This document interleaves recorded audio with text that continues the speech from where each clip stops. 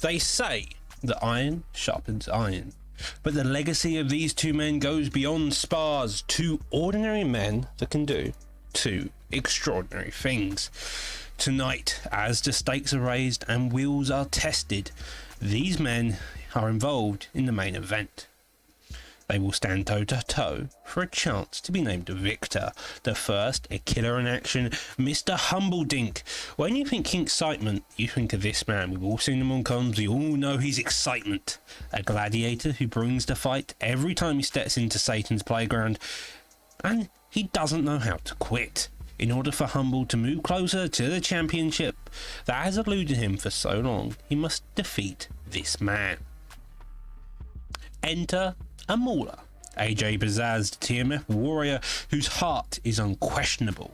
A man who lives by a never say die attitude and will fight from belt to belt.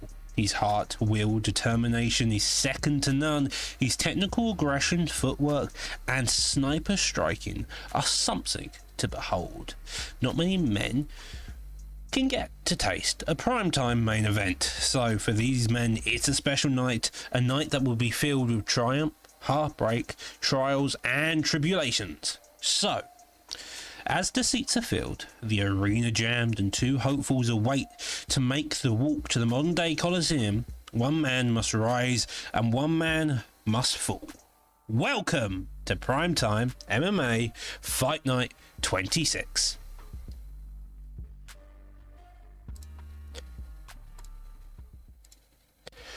So with that introduction by myself, truly joining me in the booth tonight is Avoider. As you can see on our card, we have got a stack card from top to bottom. We got the ever mighty Mr. Humbledink and AJ Bazaz. As I mentioned in the introduction, we do first have Rara fighting tonight. He will be joining us after his fight, Avoider.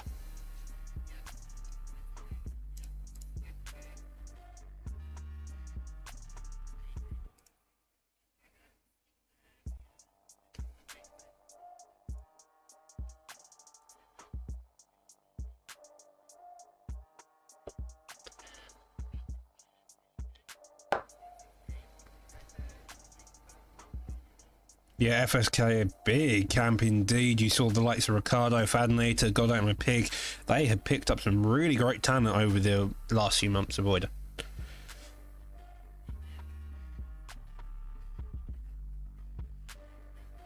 Yeah, LW, as you mentioned before, big names, big camp, they know their stuff. Moving on down the main card, you have Kobe Notorious putting one of the best fights again, Atikan, when he went on his undefeated streak. You had Tadpo as well. Sadly, I think I've just heard we've had to Noggins pulled out due to some weight issues. That's sad to see, but sometimes that things happen like so. So it'll be interesting to see who Tad fights. On the prelims though, there's a couple of rule changes. First and foremost is 4-star prelims. We will no longer see Max Holloway in the featherweight division up in these divisions. You have a lot more variety in terms of picks, and so it's going to end up for a very intriguing time to say the least here, Avoider.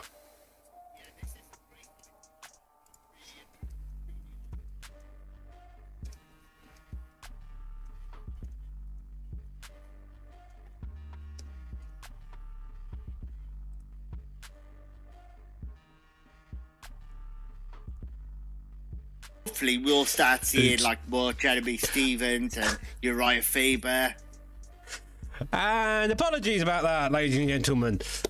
I had Avoider muted. Possibly not one of my best days on comms, but we continue. Sorry, Avoider. Apologies to everybody listening at home. It's going on and on. It happened. Oh, what a fantastic start. Well, at least my intro wasn't wasted, and at least we could hear half the conversation. But to quote, just to run down what Avoider was saying earlier, he was talking about the Lepo and Keza fight, both of them being very maintained fighter. Lepo from the LW camp, Keza from the FSK. And of course about our new rule changes with, of course, the different fighters and such. If you want to quickly run over yourself there again, Avoider. Apologies about that, yes. ladies and gentlemen. Okay. Yeah. So this new rule is perfect. I'm really glad this rule is in place now. We won't see, like you said earlier, Max Holloway fighting on the prelims anymore. I'm kind of hoping I'll see people using like Jeremy Stevens, Uriah Faber, Matt Brown, fighters like that. Makes the game more interesting. How do you feel about that? I do like a bit of Matt Brown, to quote one of the fighters there. Matt Brown has some fantastic killer elbows. He falls kind of the same in the line as Maia. Apart from that, though, a 4-star adds a bit more flair, a bit more intrigue, and it's gonna be a very peculiar time, to say the least. Maybe we'll see a couple Pettis, maybe see a CM Punk at some point, just for the head of it. Alexander Hernandez as well as another particular 4-pick. It's a good fight. Oh yes, definitely. Hopefully we will see an Eddie Wineland. Anyone using Eddie Wineland tonight gets my respect. Eddie Wineland is a fun pick, sticks his hand up like an old English boxer. But with that being said, all said and done, to repeat my phrase there, let's get into Pettis? I'm not Pettis. Rara Rasputin versus AJ Optimus Jojo. This fight is going to be a banger. Looks like we're going to see a calf versus Eddie Alvarez. LD? Who the hell's that?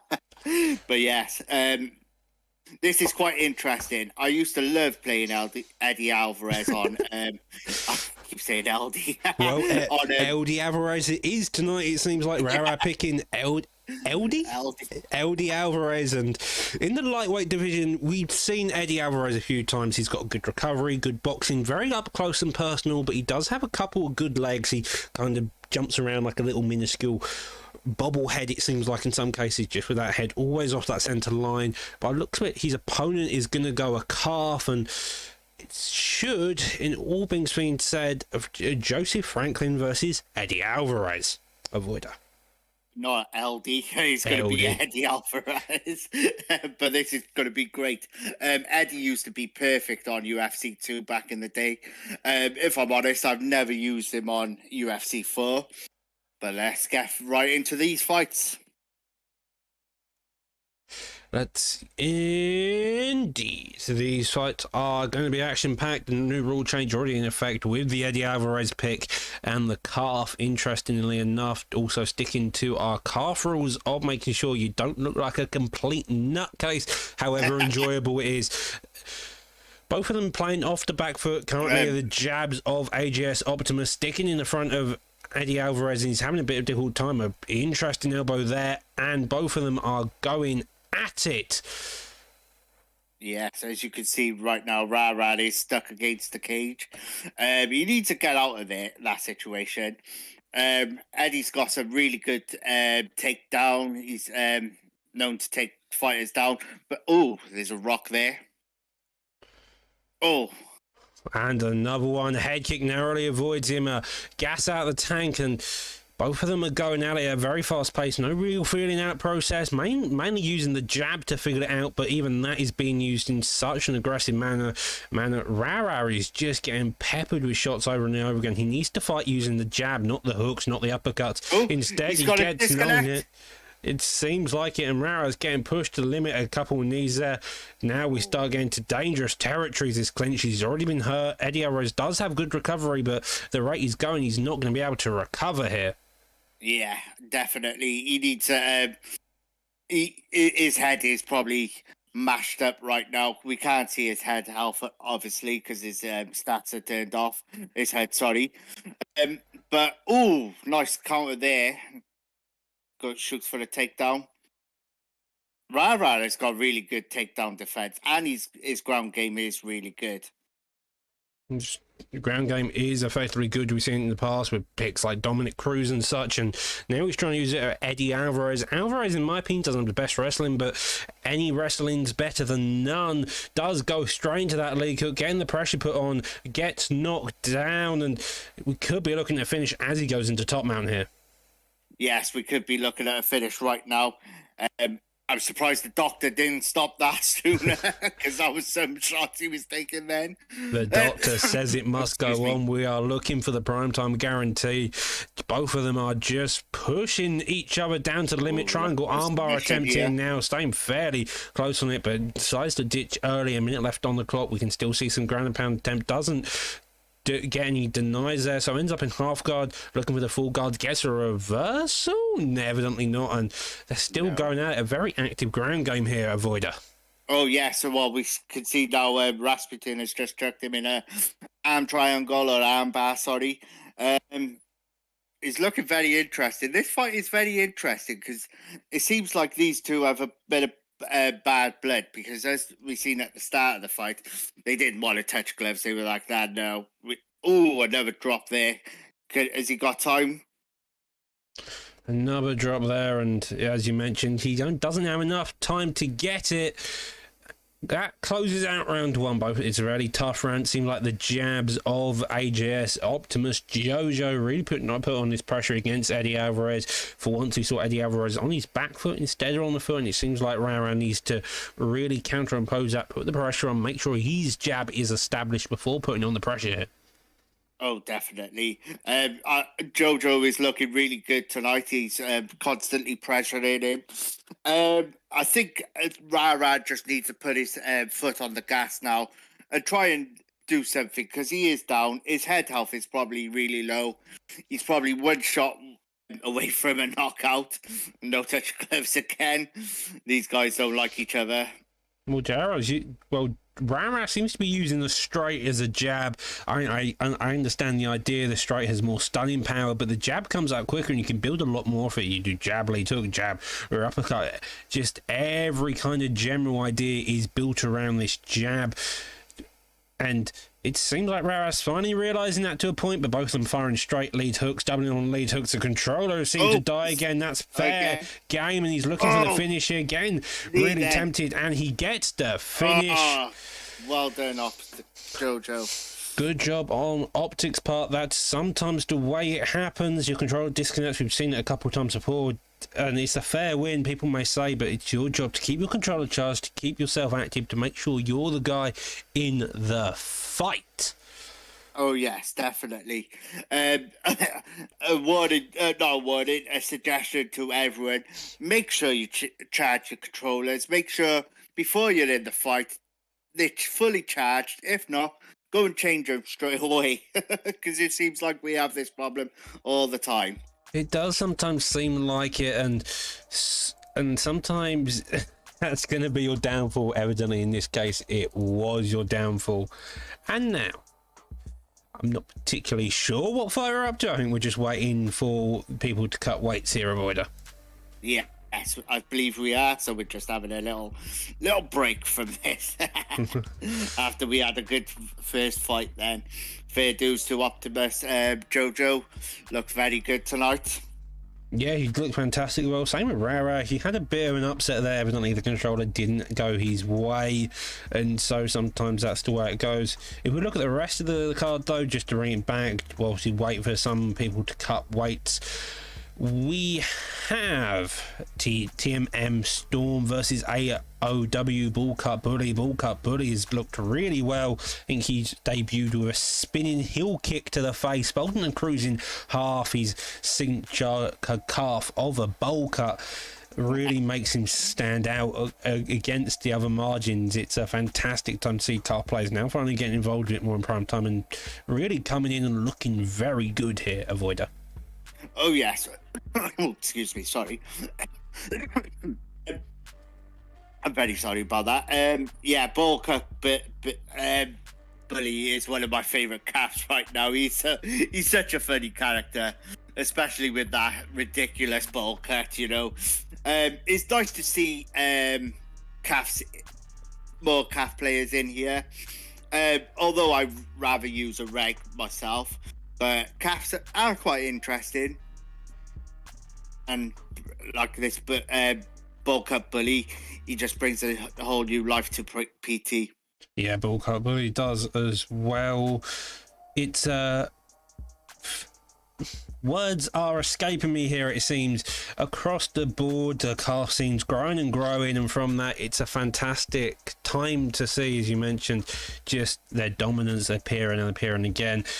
To bring us back to what we just saw in the first fight I've seen in Eddie Alvarez pick, possibly not one of Rara's normal picks, is the 4-star fighters. You had the 4-star fighters implemented. You have a couple other rules just to quickly to go through them in a very slow pace whilst we wait for the other fighters to cut weight. We have no mirror matches. Lower rate fighter gets the first pick of the first fighter pick. However, the higher ranked guy gets 1 fighter ban. That means if you're in middleweight or you're in bantamweight, when you're in the main card, you can get rid of Whittaker, you can get rid of Yan, giving it those higher weight classes. You also have the chance to get rid of Conor McGregor. That's the name I'm thinking of. Avoider. Oh yes, I really like this idea of the no mirror matches and banning a player. It brings a whole new life to PT now. You won't be seeing Destin versus Conor all the time. You won't see him seeing Yan mirror matches or Robert Whittaker mirror matches. It's really interesting, and it makes it more realistic now. More realistic, quite possibly.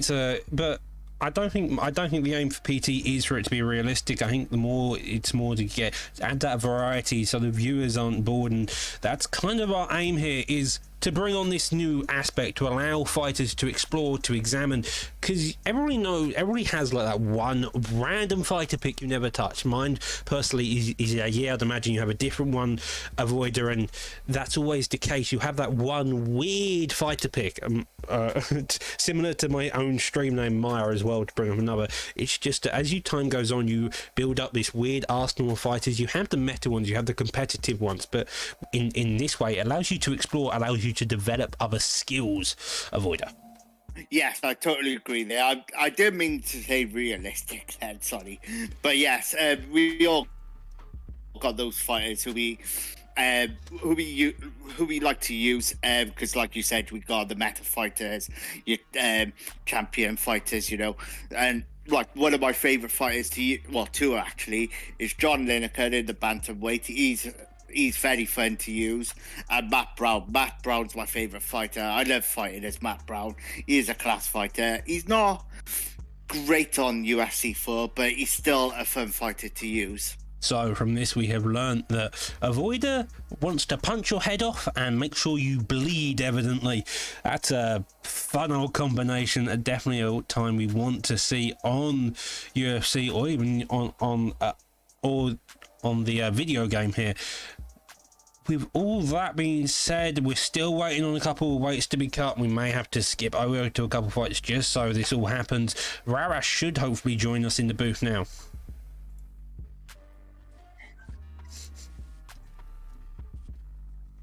Possibly the most quietest entrance of Rara Rasputin will ever have for tonight.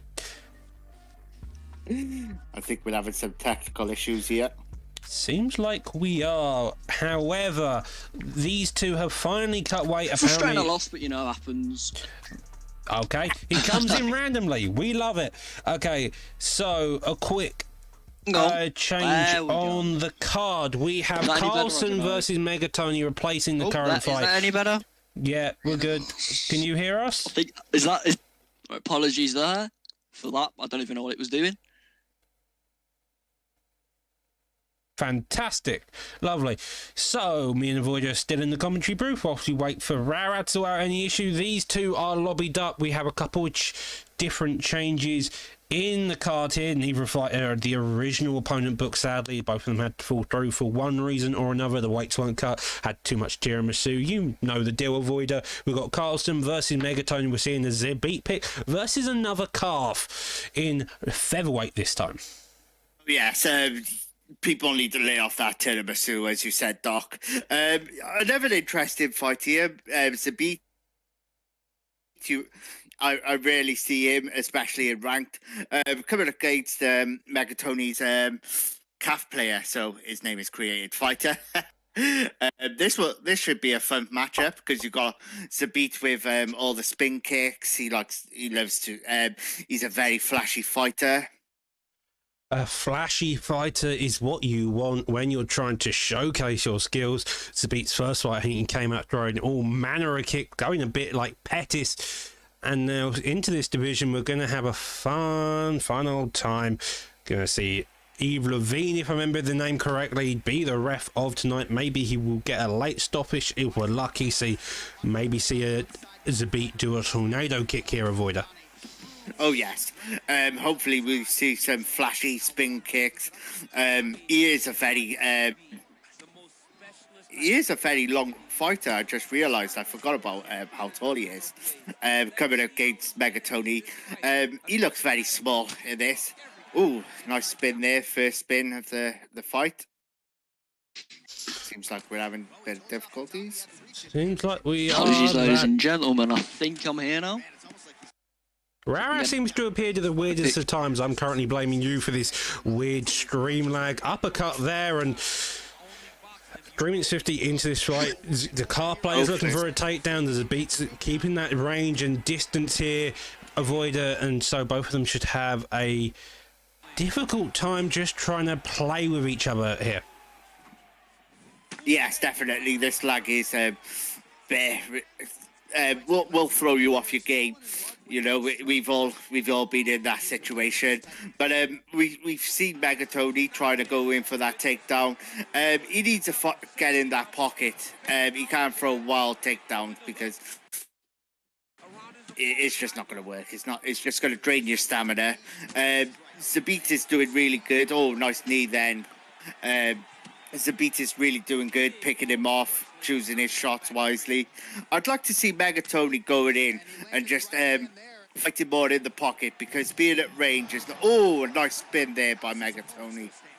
Being at range is kind of the name of the game with Zabit here.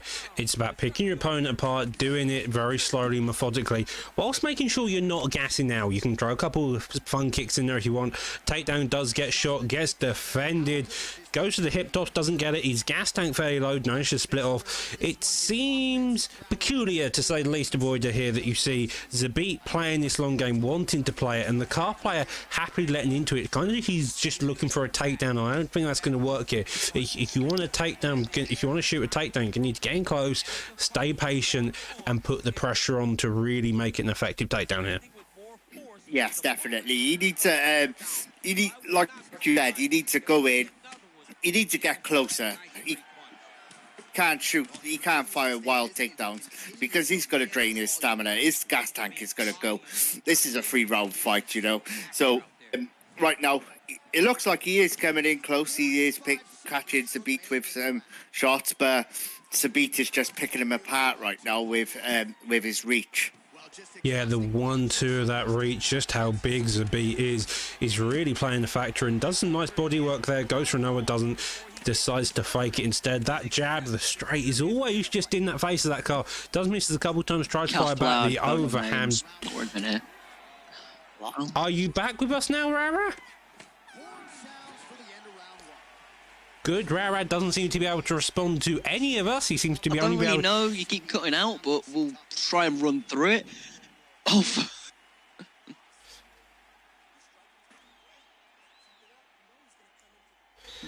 and so into round 2 we go. Rara's cutting in and out, kind of peculiarly. We've still got me and Avoider in the comms booth. Luckily, though, hopefully Rara can sort out whatever technical issues he has. And we're off to a very good start by Zabit, getting that jab straight out, whilst the stream decides to cut out. Oh, yes. Zabit is looking really great tonight. I want to see Megatoni, spin there, go in and try and take him down, because he's kind of picked apart right now. He's losing on the feet. Oh, nice stun there. And an axe kick drops him. I mean, he was having the rougher time, but manages to get the knockdown there. A minute only into the second round. Both of them are playing very aggressive games, very, very careful, methodical, hoping just for any type of luck here. Yes, definitely. It was quite interesting to see how quick he got back up on his feet. I thought Megatoni was going to hold him down and maybe try and pound him out or look for a submission. Very steady. We see a calf kick come out there. Maybe that would be an idea as well. Kick the legs out of Zabit. Zabit's also gassing out quicker, which I suppose is a testament to His gas tank pushing over him on a kick, cartwheel kick, I think it was, and he went for a takedown, only got the push, so that's always fun. It's now starting to meet his opponent with a jab straight. Look, that axe kick avoider seems to have done some real damage, maybe concussed a bit, and so he's had a lot more success since then. Oh yes, that axe kick is it's a very popular move in the calf fighters, and it is very OP as well. I think Zabit has taken a lot of damage from that calf kick. He might be concussed right now, and I've just noticed his gas tank is really taking effect now. It is just above halfway. Who knows? We shall see. Yeah, it's just above halfway. Still playing this aggressive game. He probably should back off, and elbow lands as to stream lags. We always do enjoy that. Now the pressure's being put on by the car player here. Goes to the takedown, gets the slam there. That's exactly Nice what you're going to takedown. see as when you're in his corner. And also denied. Could attempt to Kimura if he has one. Does so. Gets denied. Now we can see a couple of knees being fired off. Goes to the side saddle. Doesn't get it. We're now in sprawl. He could get an easy get up here. Attempts to go around the side avoider. Still trying to maintain an active ground game. And we see a reversal. A reversal there. I need to get the side control. Very interesting. He's Right, That's you- handy. Managed to. I'm actually here now. I've managed to get my internet working. Is a bit looking to get some ground and pound off here. Ooh, brutal shots potentially finishing the fight. No, does not. Avoid. I don't know what your thoughts are here, because it seems that the calf player is more at home on the ground. Yes, definitely he is, but that is his thing. He likes to take people down. He wants to hold them there, and he's having a lot of success, especially with that drop in the first, in the second. What do you think, Doc? Yeah, it seemed like the case. As soon as the beat started gassing out a lot quicker, he had a lot more success, and he needs to continue that by putting the pressure on. Make that Zabit whip. You're looking at it now. Zabit can't. He's got that distance to a point, but if you start playing in and out, he's going to get that defense mixed up. However, though, we do see Zabit shoot takedown, get a lovely deny, attempt an arm triangle suddenly. Oh, this is a wild attempt. Decent tracking to begin with. The blue staying fairly ahead, though. Doesn't look like he's going to be getting it, especially with how far the blue's coming up. But you never know with seeing missions. He can change, staying fairly decent but not good enough, it seems. Stays in half guard though, doesn't give up the half guard exactly. Rara does get a reversal though here. That was very. It was good just from a bit there. It was just good for him to let his opponent know, I can throw submissions at you, and I will. Even if the arm triangle isn't necessarily the best submission to throw if you're looking to finish a fight. Although I have got to say, is a bit the one in the red, I presume. Yeah, Zabit is Yeah, the it's red the red buff. corner. You've got to say that the blue has kept his stamina incredibly high, the calf player. I'll give him, even though he's probably losing the fight, his stamina is incredibly high. I mean, they have kind of made a return back. We see Zabit get knocked down in retaliation. Yeah. He's gassing out, but looking to get a finish, and he does so. Carlson making his debut, getting the finish with Zabit here. Be some bonus points on the rankings there, definitely. Well, round 3 KO is better than a round 3 decision, Rara, so always better to get the KO or submission than a decision avoider. Oh yes, he needed that. He was, I believe Zabit was losing those last 2 rounds. He needed that win because of those knockdowns and the takedowns. The calf player had the crippler, I believe his nickname was. Good win by Zabit then. That was a good debut by Carson, actually, sorry. Yeah, it was a really, a really good fight. Good fight all round, Rara, just to cut you off there, mate. Good fight all around, very effective use of the jab straights. Was gassing out towards the end, managed to get the finish quick enough where it seemed like that gassing out issue didn't really play much dividends in the long run, Rara. No, it didn't. From what I could see, it looked also a bit, but I didn't see much of the fight, just my technical issues. So I can't really pass comment much on this one. It looked also a bit, really. I don't know, am I right in saying that? Was it more even? Well, the round two definitely had a bit of issues with the knockdown in the favour of the car. That's where round two really started to pull up the issues towards the beat. But he did manage to make the adjustments, which again is the name of the game. This game's about adjustments. It's about making them on the fly, making them quick. You saw the car player make the adjustments coming into round two and out of it. But as the beat definitely took over, he shot the takedown first in round three. He did well. He did effective damage. He got a couple of denies off, then proceeded to get the knockdown and then get the finish here, Avoider.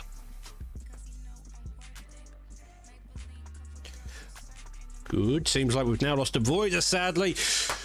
The rest of the prelims, just to bring us up to date, we should apparently be having Not Anthony versus Ginger, and so we've seen Ginger before. He's making his date. He's making another return to PlayStation tomorrow against Sick War on the prelims, if I'm not mistaken. On the other hand, he has recently defeated his first opponent on PS, making a jump over to the PS side. So both of them across the board are going to be an interesting person. This is in the middleweight division. With Ginger though, like in his first fight as PlayStation, his debut in the PlayStation division, he struggled, and I'm sure he won't mind me saying that. It was hardly plain sailing. I'm pretty sure there was a knockdown in there at one point as well, for sure. And Not Anthony, I don't know much about the guy, to be honest, but he seemed pretty. He seemed like a nice man, a man or woman, obviously, from what I could say. But I presume he's a man. Anyway, I'm rambling, so Doc, I'll let you carry on. It seems like we may have a few couple of weight issues, so we should be having Def Jam versus Mystic Max up next instead. Apologies about the confusion, ladies and gentlemen. It's going to be in the featherweight division. By the looks of it, it's going to be a Nate Diaz versus Anthony Pettis. Oh yes, I like this matchup. Interesting one. Yeah, when I was going through them last night, looking at this one, I thought this would be an interesting one. Because you've got Nate Diaz, who quite clearly has the reach advantage with his long, gangly arms. And you've got Anthony Pettis, who can kick the head off anyone on his day. And I'll stand by that statement. I believe Pettis. This is a good matchup. Like you said, you got Diaz with his reach, and Pettis with his flashy kicks. I like Pettis. Pettis is a fun. There's a lot of great people in this community who are really good with Anthony Pettis.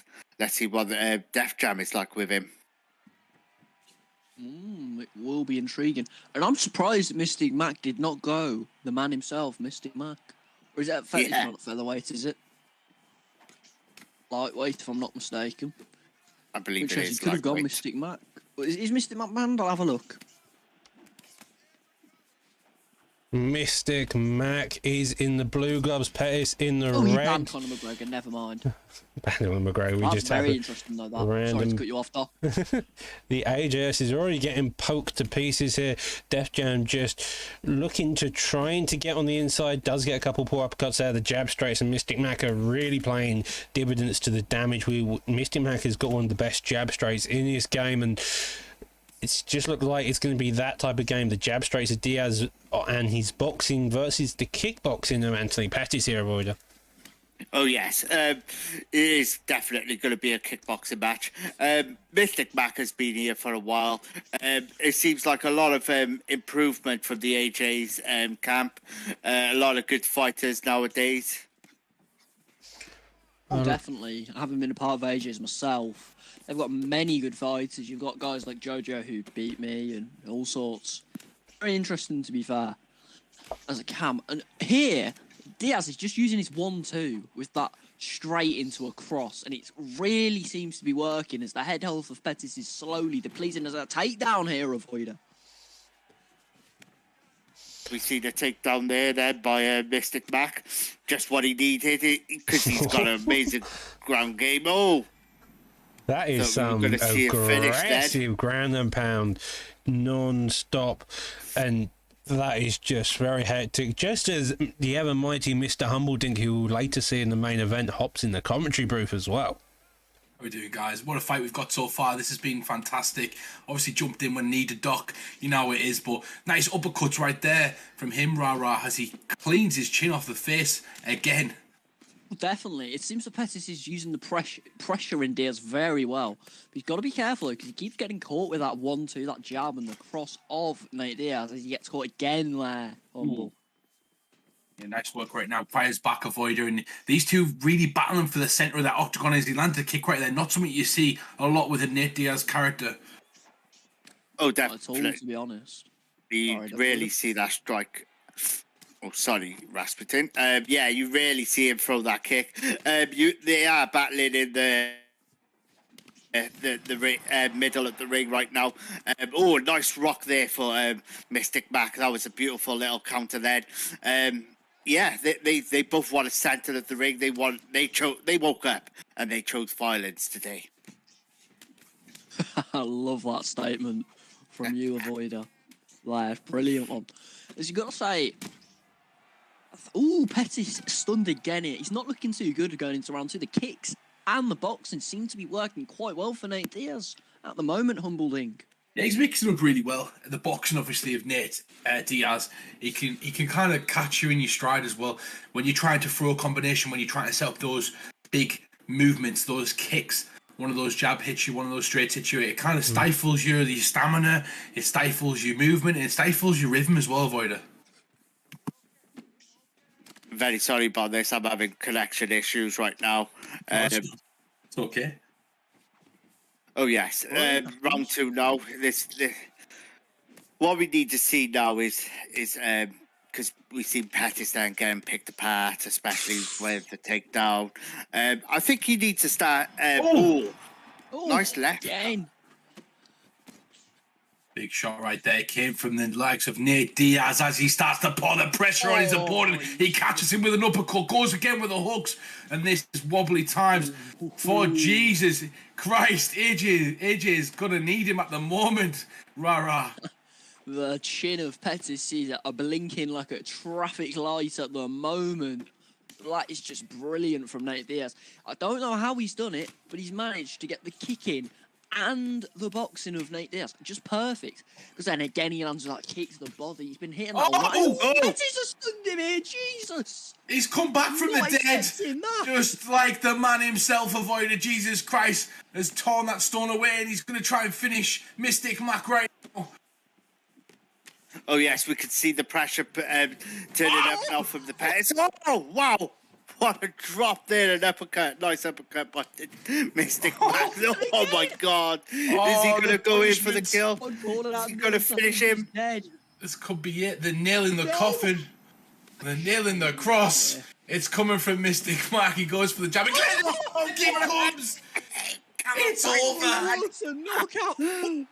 There is no revival of Jesus Christ. That is the end of civilization right there. No, beautiful work. I think he's going to run over to Nate Diaz. Beautiful work. Get a steel chair on him. Getting the finish in the second round. Rah. What do you make of that fight, Rah? Beautiful performance. I loved it. Entertaining 100%. It was backwards and forwards. Although Mac did seem to be doing a lot better than Mr. Anthony Pettis. I'll be truthful there. Because he just managed to get the range better with Nate Diaz, because Pettis could not get into the pocket with Mr. Nate Diaz, which kind of cost him the fight, really, because if you're getting poked and prodded by Nate Diaz from afar, it's not going to end very well, is it, if you can't get in close and land some damage? Of course not.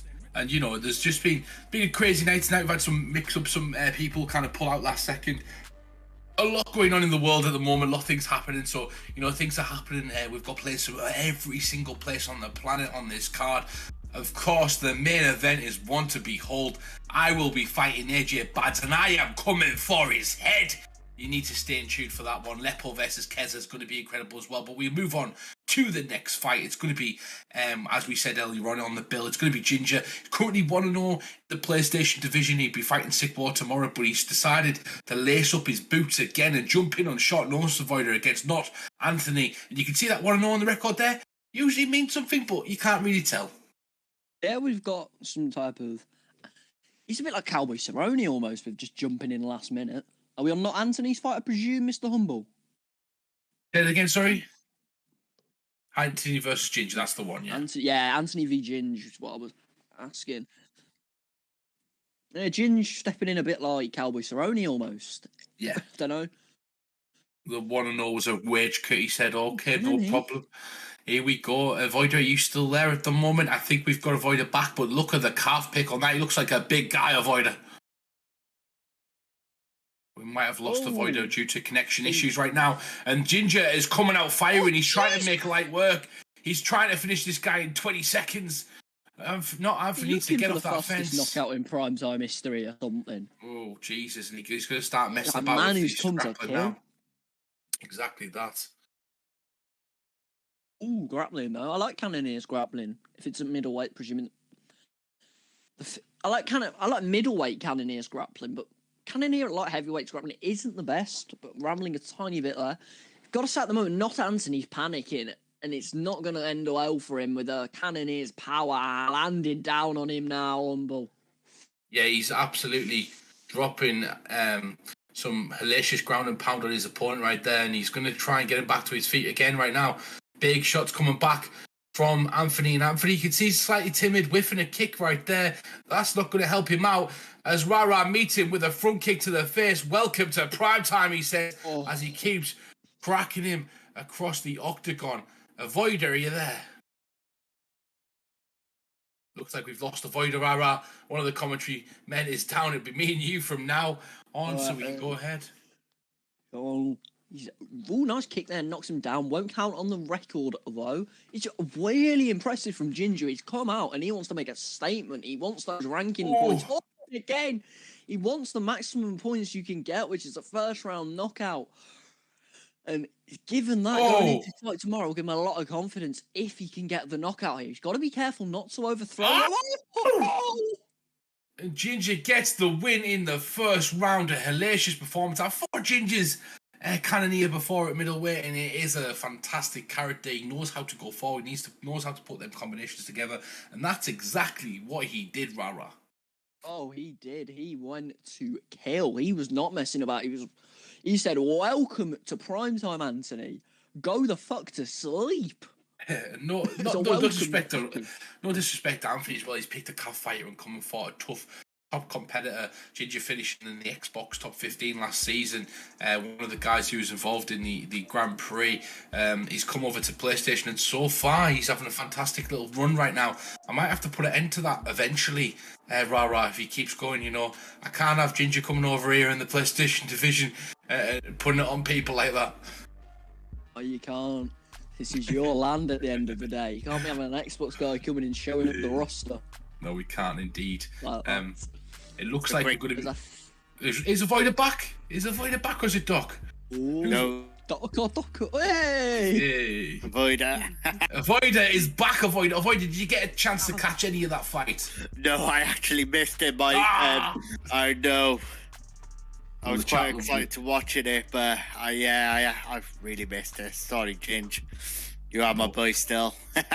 You're still my boy, and we're going to be moving on to the next fight. I believe we had a dropout earlier on, so I'll let Doctor tell us which fight is going to be next. Oh, you're not back yet. Doc is not back yet. So we're still trying to get this fight together, and while we're doing that, while we're waiting for the truck to tell us what is happening, let's take a look at some of these fights later on in the card. Which one stands out for you, Rara? Definitely your fight. I can't wait for that one because you've got some sort of like aura about your fights. I don't know what it is. I've never seen a Humble Dink fight before, and I'm really looking forward to it. What do you mean? What do you mean? I've never watched a Humble Dink fight. I'll be truthful. 15 fights in prime time. I am shocked. I am shocked, Rara. My fight of the night so far, I'm looking at that Tad versus Noggin fight, and I'm super excited for that fight. That's a fantastic fight going forward, Voider. Unfortunately, Noggin has pulled out of that fight. Oh, no. Couldn't make the weight. Yes. It's scrapped entirely. I'm looking forward to JB Bucks versus Swishy Bit.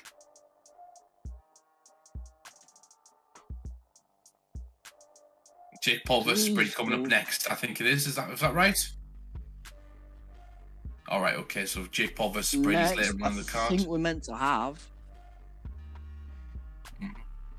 That's fantastic. So we're meant to have Yar versus Kev. And the I next believe that was supposed to be the next fight, yeah. She's cooking weight, so I think we're going to stay here for the moment.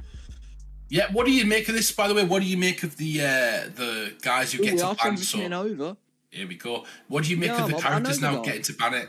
Get banned characters. It's just nice, isn't it? I really like it. It gives something new to not just 902 Dustin Poirier v Conor McGregor matchups or a Petr Yan via Rob Font. It's just different and new. Like, for example, are you ever going to see Alexander Pantoja v Louis Smoker in prime time under the old rules? Well, you're about to see it, Rara. We're about to see it in Avoider.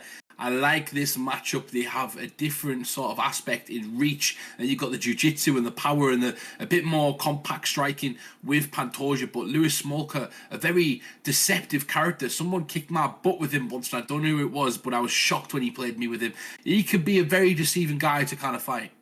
Oh yes, I believe I've been kicked.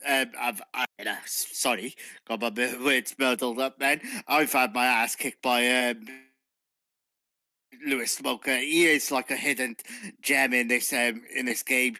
I'm quite surprised to see Easier using Louis Smoker instead of his calf, because he's known in the calf scene, I believe. Oh, right, okay. Definitely, I've seen him about before, Xbox and PlayStation.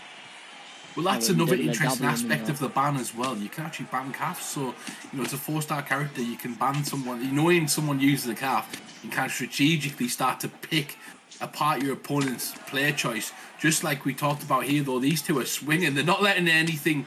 Swanging and banging. Swanging and banging. They're not letting anything go in the octagon in the sense of precaution. Here, Rara. He's got to be careful here, because he was a little blinking a bit there at the start of the fight.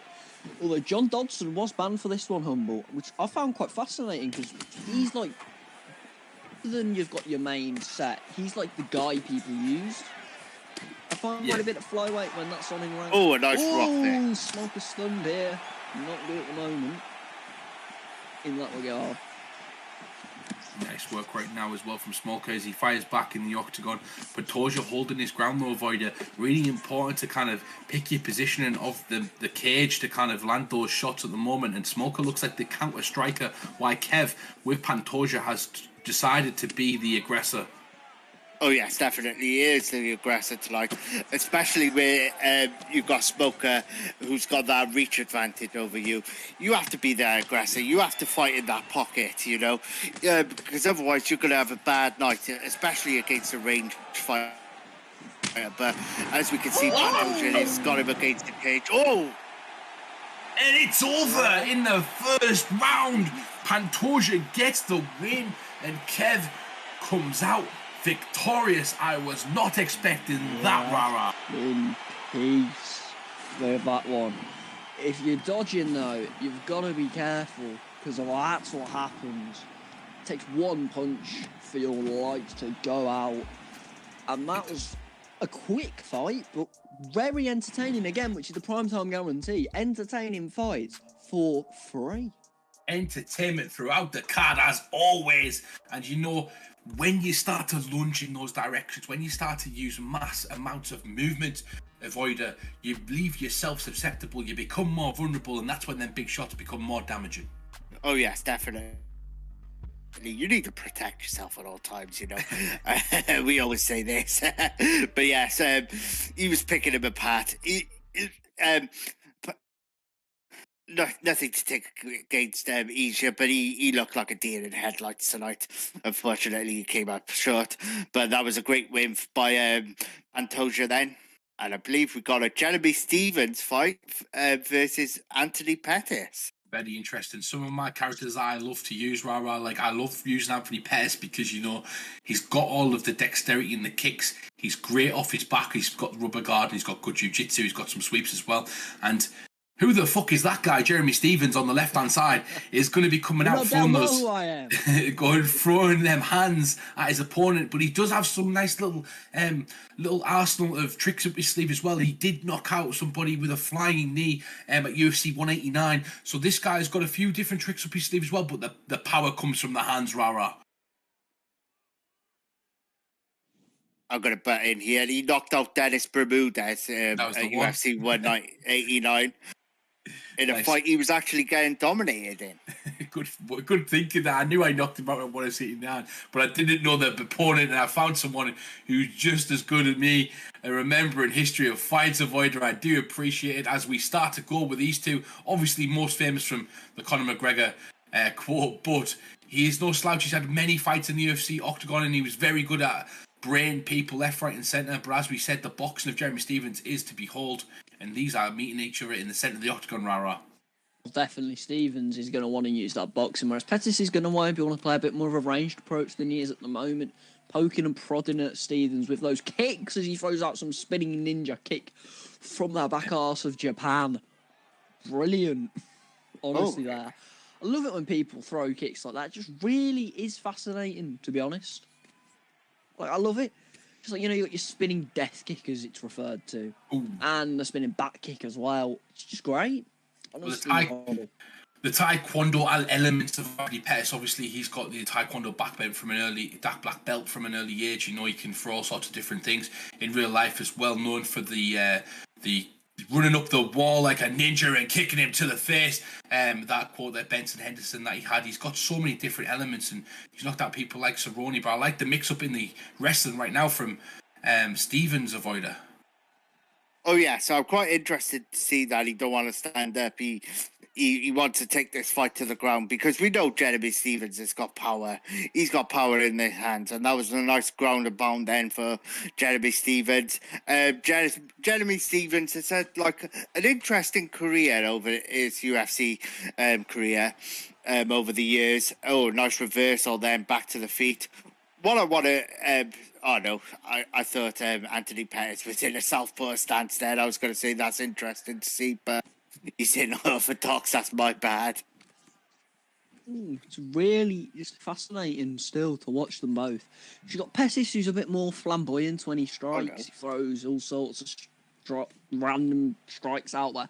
Whereas you've got Stephens, who's a bit more calculated with his boxing, and he doesn't really throw kicks. Am I right in saying, like, you don't often see a Jeremy Stephens throwing some sort of spinning kick concoction? No spinning kicks, but it does throw kicks, but sometimes, like I said at the start of the fight, the main weapon of Jeremy Stephens is in his hands, and maybe that's kind of one of his detriments because, if you just use your boxing, sometimes you're not using the full aspect of the MMA, whereas Pettis has had wins with a submission, his kicks, his punches, every kind of thing, every kind of arsenal on the book. These two are kind of yin and yang of UFC competitors, and you can kind of see that with the dexterity that Pettis is kind of coming out with. But the vulnerability is huge. Oh my God! Down like a sack of potatoes there. Good God! And Stephens again looking to just box his head into the mat. Oh, he gets a reversal. Turns him over, but end of the round saved by the bell there potentially. Stephens. Beautiful. A dink. Beautiful Kimura sweep at the end of that round right there, taking him back, but a lot of action at the end of the round, Avoider. They say you go for them high risk, it's high reward, but at the same time, when the risk happens, you're going to get knocked down, you're going to get dropped, you're going to potentially need to get finished like you just did right there, right at the back of the head as well, illegal move. Yeah, that was an illegal move right there, then, as we seen, back of the head. I do apologise. I got a puppy today, and she's running riot on me. Stuns. Puppy is Avoiders puppies assaulting him while we've got stuns going on in this one. It's absolutely fine. Lovely leg kick right there from Pettis to come back forward, and Law needs to get in his face again. He did have a good rock right there, but I do believe he was losing the majority of that round, and you can't go ahead and kind of take that much punishment without beautiful uppercut right there. Nearly catches him again, He really is catching him. It's not nothing to do with reaching this one. It's just he knows when to hit him as that left leg. I've been thinking it the whole time of that first round that the left leg of Stephens isn't looking too good, but then you've got to look at the right leg of Pettis, thinking one, maybe two more blocks and that leg could be gone, Avoider. Yes, these guys are brutalising each other's legs right now. Oh, a nice straight then by Jeremy Stephens. Oh, pardon me. Jeremy Stephens has got some power in his hands, haven't he? Oh, Yeah, he definitely does. And these two have actually fought each other as well. Pettis versus Stevens fought each other. I believe it was Aker versus Maynard 3, UFC 136, and that went to a split decision. Could we see a repeat of history right there? A fantastic fight they both had, and both of them have had great wins on the career, but they've just sometimes not got over that hump. I know it doesn't translate sometimes to this kind of fight in the esports community, but people like Josh Emmett has been beat by Jeremy Stevens, and Anthony Pettis has been the world champion as well. So these two really do have a very similar resume in who they've beaten, kind of the competition they fought as well. oh yes, they have got similar records, similar things. Oh! But head kick then. Jesus. Can we see a finish here, Humbug? Can we see it? Oh, if he keeps going for shots like that, Ryan might get finished himself. May get finished himself. And this really has been a great match. Again, you've got to think though that if you're Jeremy Stevens, you want to get again with a stun. Jesus, this is an insane matchup so far. Oh, He catches him right there. round Goes for one. the Oh spinning my god, kick. if he could throw it, please. I am begging Jeremy Stevens. Next time he does that, throw a punch and he'll go to sleep. Nice work right there from Jeremy Stevens as well to circle off the cage. That's where he was caught. Oh, he's going to catch it! And he does the split in the second round, turning Sweezy into a dancer. Anthony Pettis, his legs left his feet right there and went each side of the mat as Jeremy Stevens celebrates in the centre of the octagon in the second round there. Avoider. See, this is what I love about Jeremy Stevens, is that power. He see that mistake, the body kick, the spinning body kick, and he just threw that hook, that right hook of death. That was Jesus. Jeremy Stevens is a fun fighter to use. No, all credits to the both lads who fought them, but Jeremy Stevens, what a night, what a performance. Great Right-hand win. Hospital, left-hand cemetery. All I'm going to say. As well, yeah, you are right, and that was something that you used to say about Crocop back in the day about his legs. But Law proving that he can get it done in the primetime cage. But it looks like we're going to have D Gamer versus Chinsworth next. These guys will be getting ready in the back. We'll find out, and you can tell us a bit more about this one, Rara, because you know both of these guys. Well, D to start off with. He's former VFL Division 2 champion, which was decently impressive at the time, to be fair to the guy. Predominantly a calf player, I'm going to say. Not necessarily sure, but I'd call him predominantly a calf player, but he does fight in prime time, has fights before, wins some losses, obviously. And then you've got Chinsworth. Of course he's going to use Song Yadong. Like, why wouldn't he? If it was at featherweight, he'd be trying to use Korean Zombie, even if he can't. I can't wait for this one, honestly. I love both of them in my own way, to be honest. It's both brilliant. You've got Chins, who's been around for donkeys, let's be real. And then you got D, who's a bit newer, but still knows the crack, if you're with me. Yeah, definitely. And you look at the pick as well, Avoider. We've got two people from the same camp, essentially, in the Team Alpha Male one. Song Yadong, only 25, maybe 26 now years of age, had some big wings in the UFC and one of the biggest, brightest stars in up and coming. And he's just had a massive increase in the buff. I think he got the biggest upgrade out of anybody in the overall aspect of what he got upgraded, especially those hands. And he's fighting Cody Garbrandt, whose chin is a bit sus, but he does have fantastic hands as well, Avoider. Oh yes, definitely. I didn't know that Song Yadong had a big buff on here, to be honest. But yeah, Song Yadong he's an excellent fighter. Same with Cody Garbrandt. Like you said, Cody Garbrandt, his chin is very sus. This could be it. He goes back to the head, goes to the body, and nearly catches him right. D Gamer now starting to use the wrestling rah-rah and takes him to the ground. Yeah, I think if you're D-Gamer, it's going to be smarter to potentially try and grapple Song Yadong and avoid those strikes that we all know he can land. Avoider. Oh yes, definitely. You want to. You need to get Cody out of this straight away because Cody has got some great hands. Chins is a really good fighter. D Game has been around for a long time. I've never actually seen him fight. We have teamed up with TFA, but I still haven't fought him yet. But Chins is a class fighter. Nice work right there, though. Getting the denial from Chinsworth, and he's going to come up with the uppercut as well. Really like what I'm seeing so far from Chinsworth. Calculated approach and beautiful boxing right there with Song Yadong. Really looks comfortable with his character. Starting to pick his opponent apart in the center of the octagon, and defensively sound as well, Rara. Oh, for sure, 100%. Very defensively sound, as you said. Another takedown from Garbrandt. Like, as Cody Garbrandt player, is it smart to grapple really against Song Yadong? I think it probably is. Whereas Garbrandt probably doesn't have the best grappling in the world, but it's better than getting punched in the face as heavy as he would be on the feet against Song Yadong. Yeah, and just like you said there, grappling with Cody Garbrandt, it doesn't really matter about the character as long as you can grapple. And D-Gamer looks like he likes to grapple a bit more, but Chinsworth is a fantastic grappler in his own right. Like he said right there, gets a lovely reversal, and now he ends up in half guard avoider. Oh yes, he needed that. He was just getting laid on. There was nothing happening. You need to stand this up. Oh, don't dare my chins. Right. I think with D Gamer, he just wants to hold him down, try and catch his breath because his gas tank is a bit low, especially in the first round. Humble. Yeah, definitely. And you could tell these guys have got a bit of an issue with the connection so far. I think there's a lot of going on tonight, especially with everything going on. You know, the connection everywhere, trying to do sports tournament competitions while these connections are not the best, but at the same time, people are getting through it. And you can see they're battling through it right now as D-Game is still trying to fire. I'm not liking the stamina battle, and that comes from throwing 4-piece combinations, rah-rah. Oh, definitely.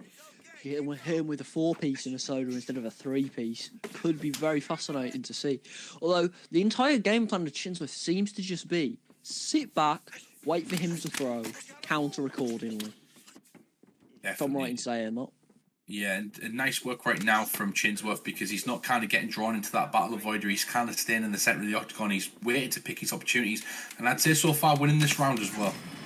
Yes, definitely. It looks like Chins just wants that finish. He knows he's winning at the minute. He knows he's waiting for that one knockout, but he can't play around with Cody Garbrandt. You know, especially with his hands. That one shot can put any man asleep. Definitely. You don't play with your food, rah-rah. If you play with your food, you leave some left over. No. You know, someone else will come and eat that food, and you've got to finish it essentially when you can, especially when the points matter, right, rah-rah? We have changed the system of primetime where first round finishes and finishes in general get you more points, but first round finishes you get the most points, and you can kind of shoot yourself to a title shot in a quicker succession if you were going to get decisions every fight. It kind of makes it a bit more difficult if you're a grappler to win, like to go higher up in the rankings than maybe someone who's knocking everyone out in the first round. If you follow what I'm trying to say, yeah. Prime time guarantee though, and that's what we look for. And we often get a lot of knockout wins as well in prime time, so I'm sure it's going to suit the action-packed fights we constantly have, rah-rah. But look at this, we got some grappling right now from D-Gamer. He does not give a crap about those points and the finishes. He's trying to win the fight and doing everything in his power to do so. Oh, he does not. He really wants this grappling as he gets up. That's poor from D. Gotta think it's a man who seems quite adverse in the grappling. He'd know what he was doing. As Chins puts his arm out and manages to back away. He's pressuring quite smart, like he's not biting on anything. D is trying to make Chins bite and he just isn't, and then he throws a 4-piece and a soda right at Mr. Garbrandt. Ooh, close there. Oh, both lying knees cancel each other out there. What I'm liking here with Chins is nice movement. Then is his combinations. That's not going to discredit D-Gamer. His takedowns are looking superb tonight, but Chins with his combinations right now, they look fantastic. Yeah, they definitely do indeed. They're gonna.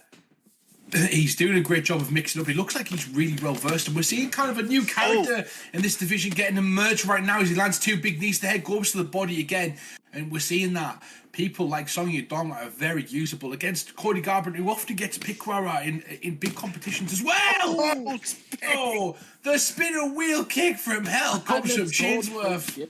Oh, this is a Chinsworth performance to say the least.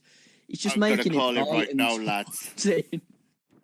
Oh, I'm going to call it right now. Chinsworth flying the third round. you're calling Goes it. back, Oh. goes back to the could body, potentially be a goes to the finish head. here. Chinsworth, he's setting up the head kick right Oh, now. left Beautiful leg. work going to the leg. And again, he's dropped his opponent and maybe And he's Taunton. dropped again. It's got to be a point though, Rara, where you got to not disrespect your opponent too much. You know, you don't want to come out there and look like a dick, basically.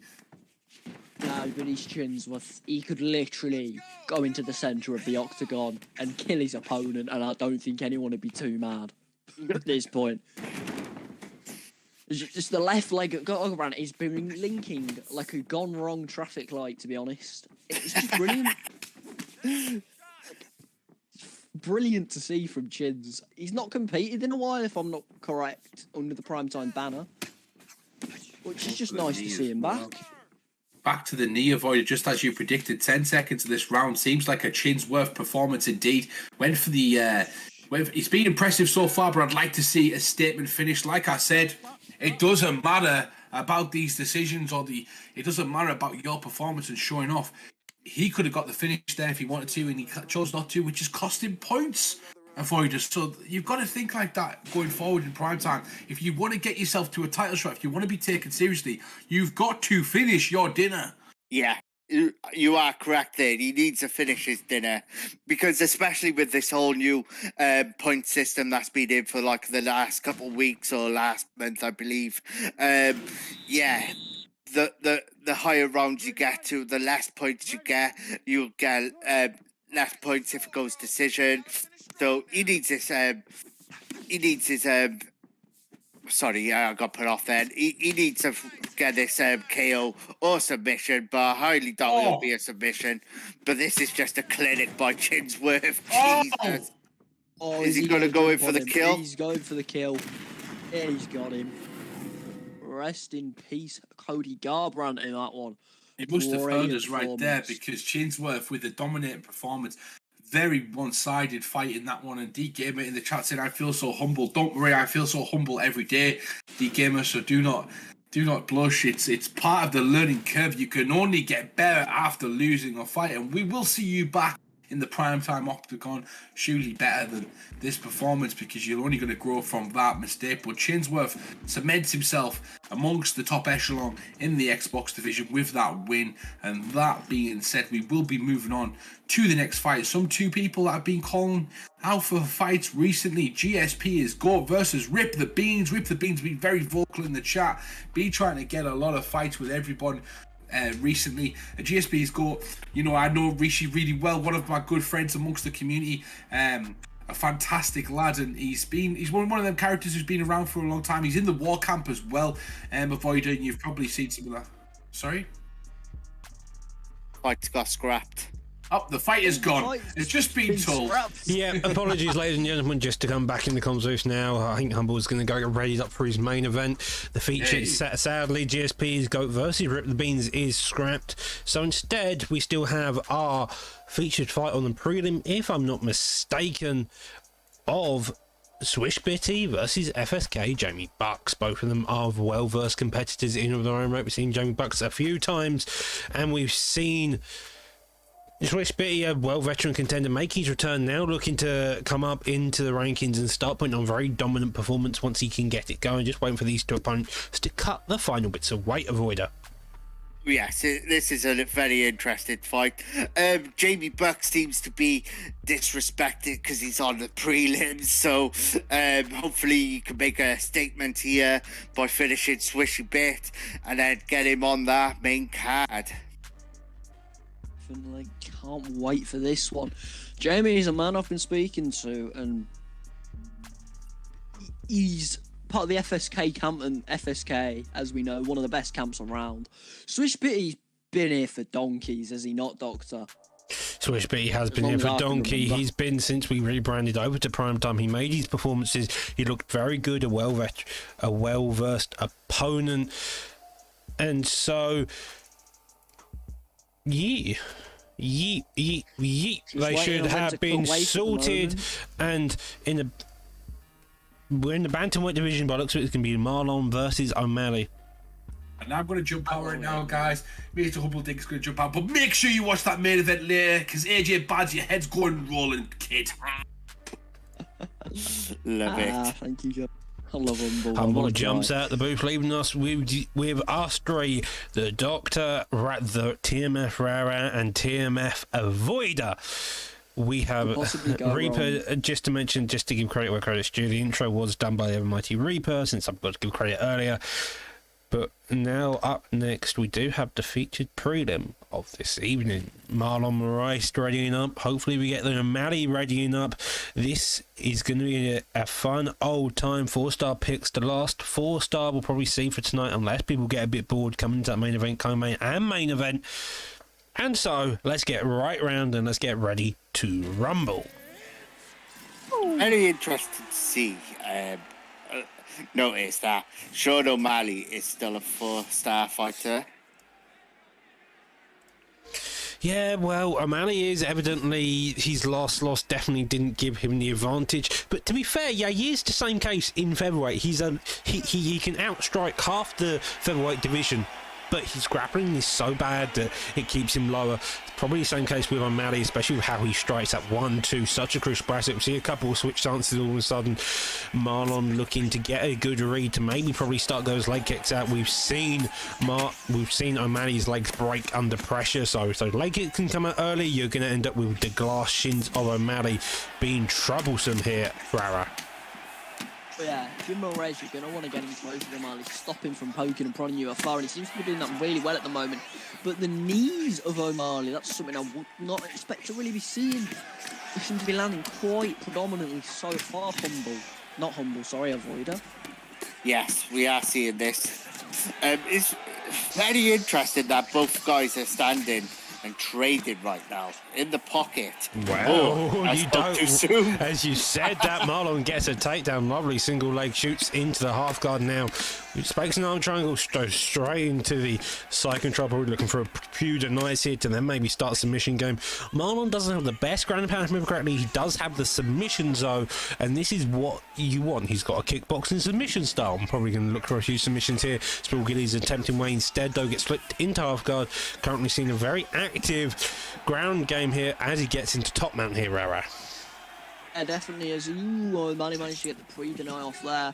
But denied in the top mount as Moraes looking to land some shots and doesn't really land much in the way of clean shots there. And now he's just sitting on him in the mount, waiting, and he gets in there again, mounting him. Very nice, and just tapping him, poking and prodding at him. Brilliant so far. And gets into half guard again now. Potential for denial there, Doc. I'm gonna pass over to you. Well, we see the GA being built up, doesn't get the reversal here for Larry Stam. An arm triangle gets attempted here, Avoider. Seems like it's going to have some decent tracking, although the blue seems to be creeping up fairly well. Does get off it again fairly quickly now. Going to be looking for the top mount, I would gather, especially with that Stam being so low. Instead, though, goes to side control here. Side control, yeah, you've got lots of opportunities here. You can stick your opponent in a crucifix. You can go to Nerf South, maybe do a Nerf South choke if that's not banned. But yeah, it's quite interesting to see because I heard Jamie Bucks was a wrestler before, but the last few fights I've seen him in, he likes to stand up. He likes to trade with his opponent. So are we seeing the old Jamie Bucks coming back? Well, the FSK camp is typically a striking camp, such as the means of competitor Ricardo, Fadnator and Gamp all declare themselves to be strikers in some effect. Fadnator and Gamp probably having one of the best wrestlings around within the scene. Now you see Jamie Bucks using he's trying to make his showcase. Both of them playing very aggressive, but with that being all said and done, the first round's end, O'Malley had a difficult time as soon as he went down to the mat. He probably should look to keep it up on the feet within this next round, Rara. Oh, we having difficulties. Oh, we love our technical difficulties. No, they seem to have followed us all the way through. So let's go straight back into this fight. A couple of jabs, couple of straights out. A body kick follows suit. Another body there, and a crane kick clips him massively. Digs down to again, gets the hook. That was a lovely little combo there. Head barely survived with the uppercut, narrowly avoiding, and Avoider. It seems like they can't avoid very much. No, they can't. It seems like these guys just hate each other right now. They're in the pocket. They are throwing non-stop. This round is interesting, as you see in the first. It was wrestling. Now this is striking. They want to fight each other. They're kickboxing. We'll see now who will be the victor in this, because at the minute, Jamie Bucks is picking him apart right now. He's not finishing his food. He wants that one-shot knockout, Doc. Maybe he's a bit scared if he doesn't get a finish, he's going to end up in that grappling again, and he just can't be able to do that. He's having a bit more success on the feet all of a sudden. As you see by the straight knee gets the clip. A leg kick there finally comes out of him, but he's not interested in the leg kicks. He's interested in the one-shot head kick. Does nearly get pulled there. The uppercut clips him, and 2 minutes 40 left on the clock here, Rara, if you're back.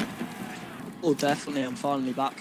One more technical issues. And O'Malley's not been looking too good in this second round. It does seem that he's in a bit of adversary. Well, that is a way to end the fight. A jab straight, a very simple one gets to finish. Marlon cut above the eye, but that doesn't matter when your opponent's knocked out cold. Yes, I was. But O'Malley seems to be on quite a bit of adversary in the striking department of the fight, but like, gone now. He's asleep. Put some respect on Jamie Buck's name. I think that's what he needs. He needed that victory. He wanted a. He's on a 2-win streak now, I believe, Doc. He is looking fantastic. He wants that respect on his name now. He wants to be on the main card. Not quite main event, but he wants to be on a main card. You know what I mean, Doc? That's always the aim, isn't it? As you grow and grow within each league, it's on the prelims, build you up to the main card, then hopefully look for a co-main or main event spot. And the way to do that is make sure you're in a title contendership fight, or you're a title fight most of the time. But without further ado, that puts a brilliant end to our prelims. Jamie Bucks taking the victory over Swish Bitty. We now move on to TMM Storm versus AOW Bull Cup Bully. Rara. Yes. If he's alive. Don't know. Is he alive? Who knows? It's always a guessing game when it comes to Rara. On tonight's card, we have... Oh my god, I love it. Oh, and we get to see Rock Lee appear again. So, Rob Font versus Rock Lee. We got the Bull Cup. Bully coming out to look to get the spin kick. We've seen a couple of cup picks tonight. This arguably the fan favourite of the commentary team, but you come out, look to impress, and do the stuff like folding the Dominic's cruising half avoider. Of course, you're going to become a fan favourite.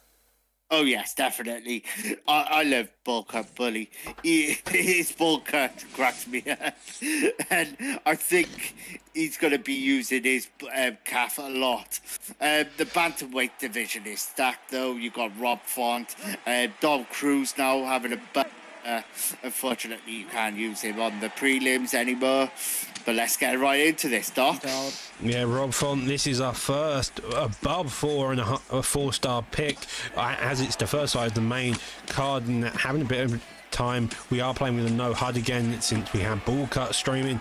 Always I don't understand the logic behind playing with a no HUD, but I can always respect it. It makes the fight look clean. It does make it a bit harder to judge, though, I find, but evidently, as we see this fight, we have Font trying to play a boxing game, and Bull Cut Billy trying to get the distance and a bit of the flashy stuff, ducks into the teep there, Rara, and it just seems a case of who can keep who away further and who can control the distance here. Ace in the first minute and a half of this one was really, really quick.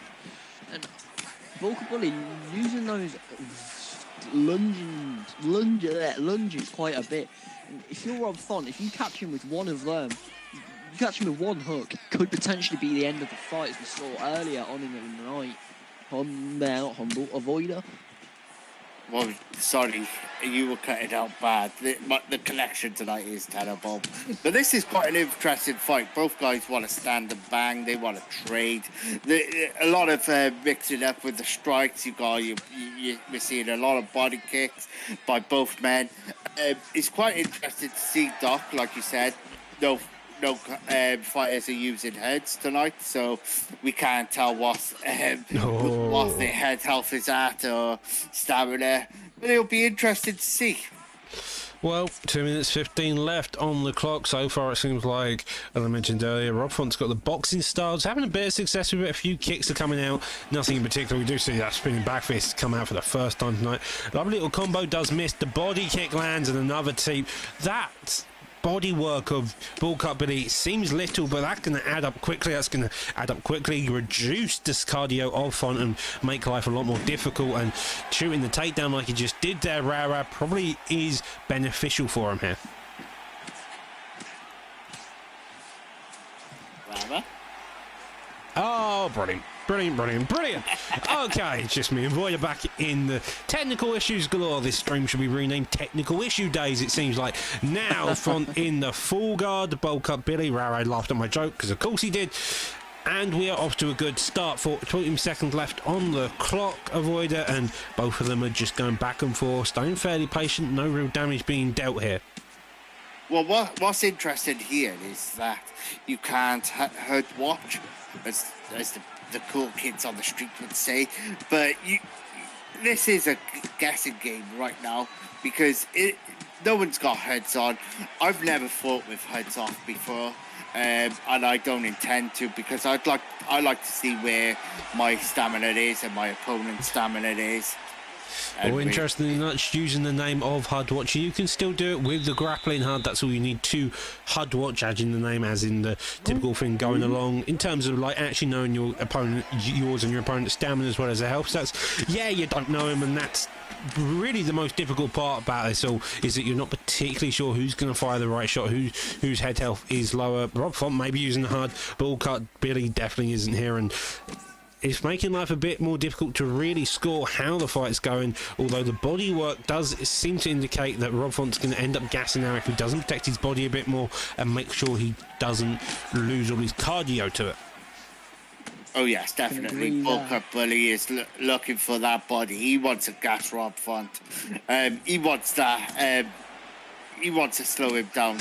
He needs to, because Rob Font has got some great hands, you know, and if he's slowing him down, there'll be less of a chance of Bull Cut Billy getting knocked out. You know what I mean, Doc?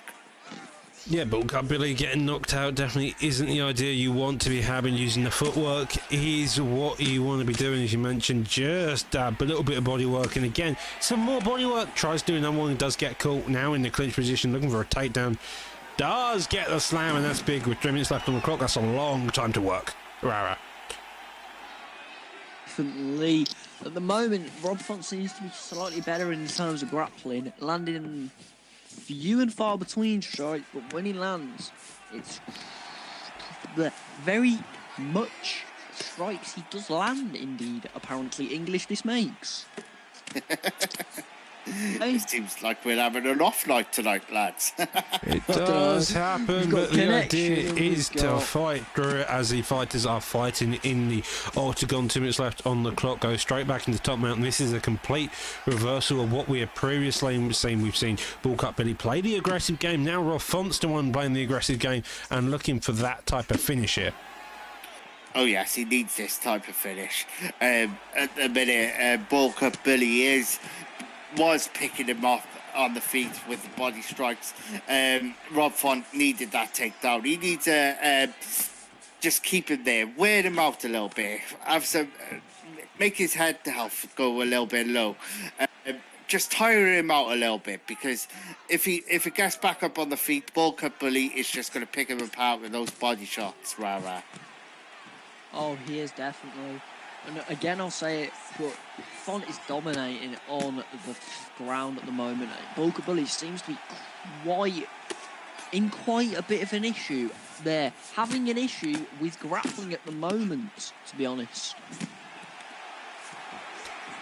Well, having an issue with grappling may be the way Font wants to take the next fight. You had Bull Cut Billy, who's had the more striking predominant style. Now we're seeing Rob Font, who is technically a striker mainly, but he's using his grappling to effective measures, getting that bit of ground and pound. So maybe coming into this next round, we'll see a takedown shot by Rob Font, and that's where we want to keep it to finish it out, to hopefully get either a finish or go to a decision and win the fight. Well, what's been interesting tonight is, Doc, a lot of the fights have been going into the third round, and we've had a lot of third round finishes tonight. Seems like it's a night of third round finishes, and if a lot of them are having it, that sometimes the way it goes, either you have really quick fights or really slow fights. A body kick there, though, another teep, and we're back and forth. Just Rob Font is looking to stay patient, looking to find any kind of combo he can do, but instead I was going to call him Bruce Lee. I saw the name tag and thought Bruce Lee as well. Ducks under the body switch, so finally gets it. A team kick, a body switch kick, a heel kick. That is a way to just put on this sudden pressure all of a sudden. Rob Font shoots a takedown, takes him down, but if he wants to survive, he wants to win this round, he has got to look for a finish here. He got knocked down, he got body stunned, all that damage is in favour of Bull Cut Bully, and if he doesn't get a finish within 3 minutes, I don't think any ground and pound he gets off Avoid is going to do anything major here. No, I believe he is down on the cards. He needs to look for this finish right now, because Bull Cut Bully is way up on these cards, but you never know with these with these judges. They have been questionable the last few years. I believe Bull Cut Bully is up on the scorecard stock. Yeah, would I not? Round 1 was Bull Cut Bully's, round 2 was Rob Font's, just in terms of the grappling, but Bull Cut Bully so far has won this third round purely for the amount of damage he did. Of course, he got the bodies at Raw then, the knockdown. Now we get back. I want to think Rob Font's got to be wary with his body, already constantly blocking low, waiting for any type of shot. He does grab the leg, look for the takedown, doesn't get it, gets a head kick off instead, Rara, and we are back into the fray of the action. It seems like this is a takedown action versus body action here.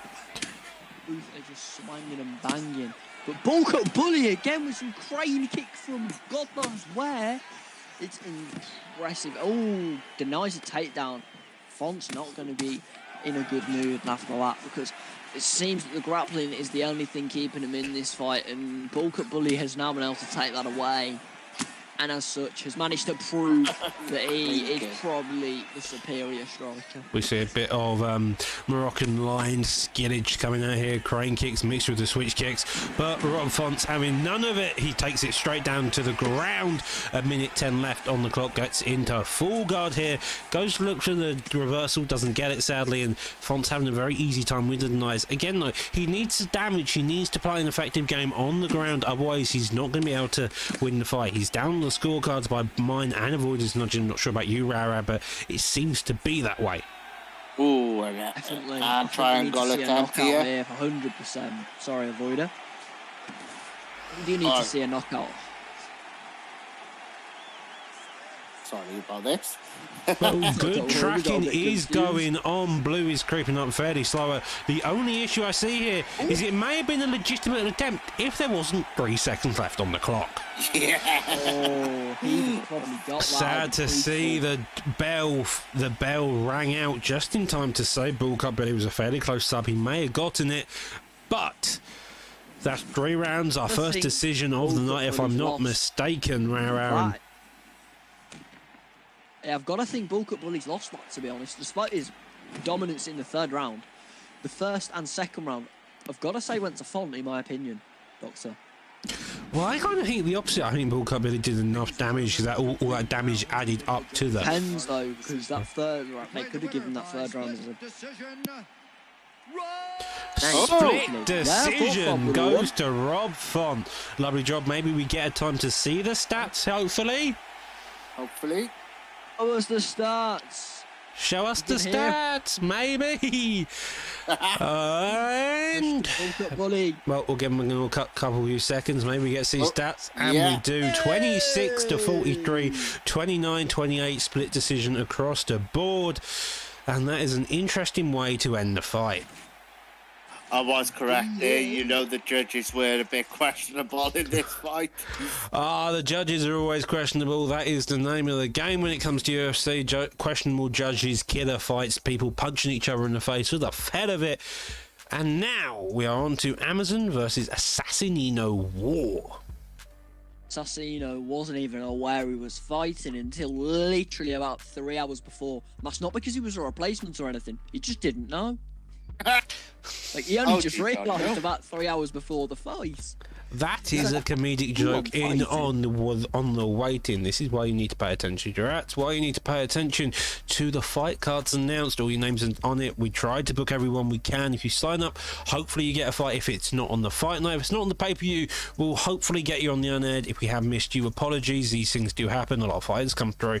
On a side note to that, the new rules implemented, just to go over them. 4 stars for the prelims. Lower rank fighter gets the first pick, and the higher rank fighter gets the first ban. We are no longer seeing the 4-star aggressively at Doc. At him aggressively at Please 3 in the morning. do not. The 4-star fighters on the prelims is no longer in effect due to the fact we are on the main card. However, the fighter bans are still in a pick. So, in the light heavyweight division, up next we have Assassinino versus Amazon. As I previously introduced, by the looks of it, they are going to be Jan Blachowicz versus Daniel Cormier. Now, this is an interesting fight. Jan Blachowicz has got some really, really good hands. DC has got the wrestling, and he also has got hands. DC is a well-rounded fighter. But this is very interesting, Doc, because we rarely see light heavyweights in PT, and we rarely see Jan Blachowicz versus Daniel Cormier. Do you agree?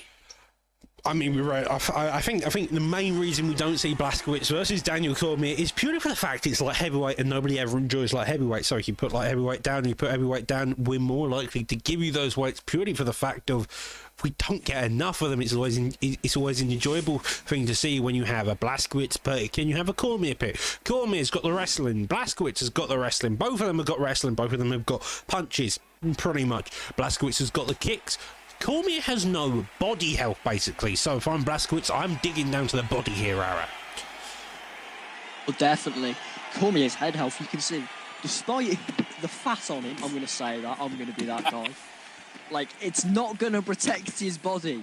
Like, it does not protect the brutal kicks that Blachowicz does have. You've seen them before in fights. And Ray kick was banned in this one. I don't know potentially if Mr. Amazon mains Blachowicz when he does fight normally. So potentially a strategy being used there is, again, the kicks are going to start landing early on Mr. Cormier, avoider. Well, yes. I'm sorry to cut you off. Oh, okay. I'm sorry to cut you off there, Avoider. I would definitely say, with the mention of Ratic being the ban pick, that evidently Assassinino may be a kickboxer, in fact, just to extrapolate details and analyse the ban pick. If he's banned a pick like Ratic, evidently he's more comfortable with the kickboxing. However, currently, Avoider, he seems to be elbowing Cormier's face in currently. Yes, currently we are seeing him elbowing his face in. It's quite interesting to see. Jan Blachowicz had some good takedown defense in the opening, and it's really odd to see DC on his back. You rarely see DC on his back. Well, if you have the risk of a DC trying to take you down, sometimes the best option is, Rara, to take him down yourself and grapple him. Evidently, that was the best way to deal with it, with the elbows coming into play massively. Looking to do a bit of the body work. You've already seen a couple of those body kicks come out as well as those teeps there. Blachowicz, his head health was quite low there. The 1-2 of Cormier. Was I saying that? Good goal. Knockdown. Potential flight punch on the card in the takedown. Potentially smart. You can be very good on top when you're grappling, but you're not always necessarily so good on the bottom. Am I not wrong there, Avoider? Sorry about this. I missed all that because due to the internet, it's really been stucky tonight. With everything going on in the world right now, I think no one cares about the internet. Well, Blazkowicz does shoot a takedown there.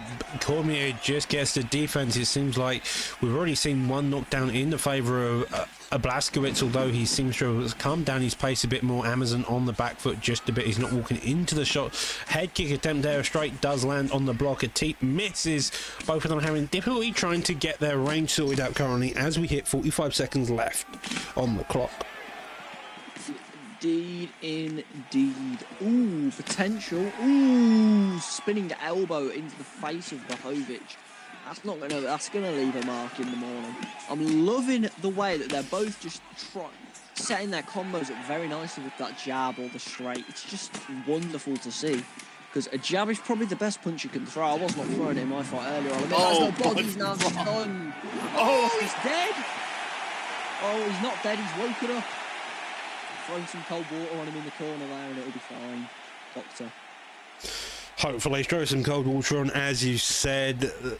You do need to wake him up after just getting knocked down. You've got to make the comeback now. Blazkowicz 2 knockdowns up, 14 to 7 significant strikes overall. Fairly similar in terms of strike, only 30 to 22. A bit of grappling evidently favoured Blazkowicz. Now we enter into the second round. Blazkowicz up. We've seen adjustments being made across the card. Will DC be able to make the adjustments though, is the question, Avoider. I think he will. I think he will have the adjustments made. I'm quite a bit worried about his stamina, but we'll have to wait and see what this round, what he'll pull out in this round. You know, because at the minute his stamina is a bit sus, as Humble would like to say. But yeah, I think what DC needs to do is, I think he needs to fall on his wrestling a little bit. Although Assassin wrestling has been looking great tonight, but I think he needs to fall back on it. So. The slip straights that Cormier started off to begin with definitely it turned out to be Blazkowicz's favourite tool. The wrestling that DC does need to fall back on, I would agree. He's having some success with the striking, but it's not enough to really warrant particular use of it, especially when he's been knocked down twice, as well as Stundrara. And now you see Blazkowicz starting to open up to the body, open up to the head as well. And with 3 minutes left on the clock, this is looking like it may be a bad time for him. I think that if you're Daniel Cormier, if he can somehow survive this storm, because you're currently getting battered, Blachowicz is going to get sloppy. He's going to start to think, oh, this is an easier fight than it can. Oh, I pretty much got an easy win here. Really nice takedown there from Mr. Blachowicz himself. Really nice denial as well. Potential submission on the cards here, Doctor. Submission on the cards. That's another denial. He could go for it, but it looks like he's working down. DC's head health does get the sprawl with full GA. Takes the back though. Beware, back mount, beware. Back sitting into a top mount. Could always strike the number. I believe Blazkowicz has it. The ground and pound though ends up getting reversed, and DC's now on top. We've been wanting to see how DC does within the grappling department. Let's let him do it now. A minute 40 left on the clock. That's a long time to work here, Avoider. Oh yes, definitely. That was a beautiful reversal by both lads then. DC is not looking great right now, unfortunately. His stamina is gone. He's depleting very quickly. He needs a Hail Mary right now. And Hail Mary is what you get. I didn't realise DC had a spinning heel kick to begin with. Yeah, it's the very end of round 2. He gets the stun, doesn't get any of it. The overhand, though, gets a leg kick in retaliation. The straight also follows. 40 seconds left on the clock. Both of them are trying to play this game, looking for that one big shot, but by the seams of it, although we've seen that one last, we saw that massive Hail Mary of a shot by Cormier. Blazkowicz seems to be having a more composed, more technical outlook so far, Reaper. Rara. Potentially see a fight for the chair, or is it going to be it? And it's over.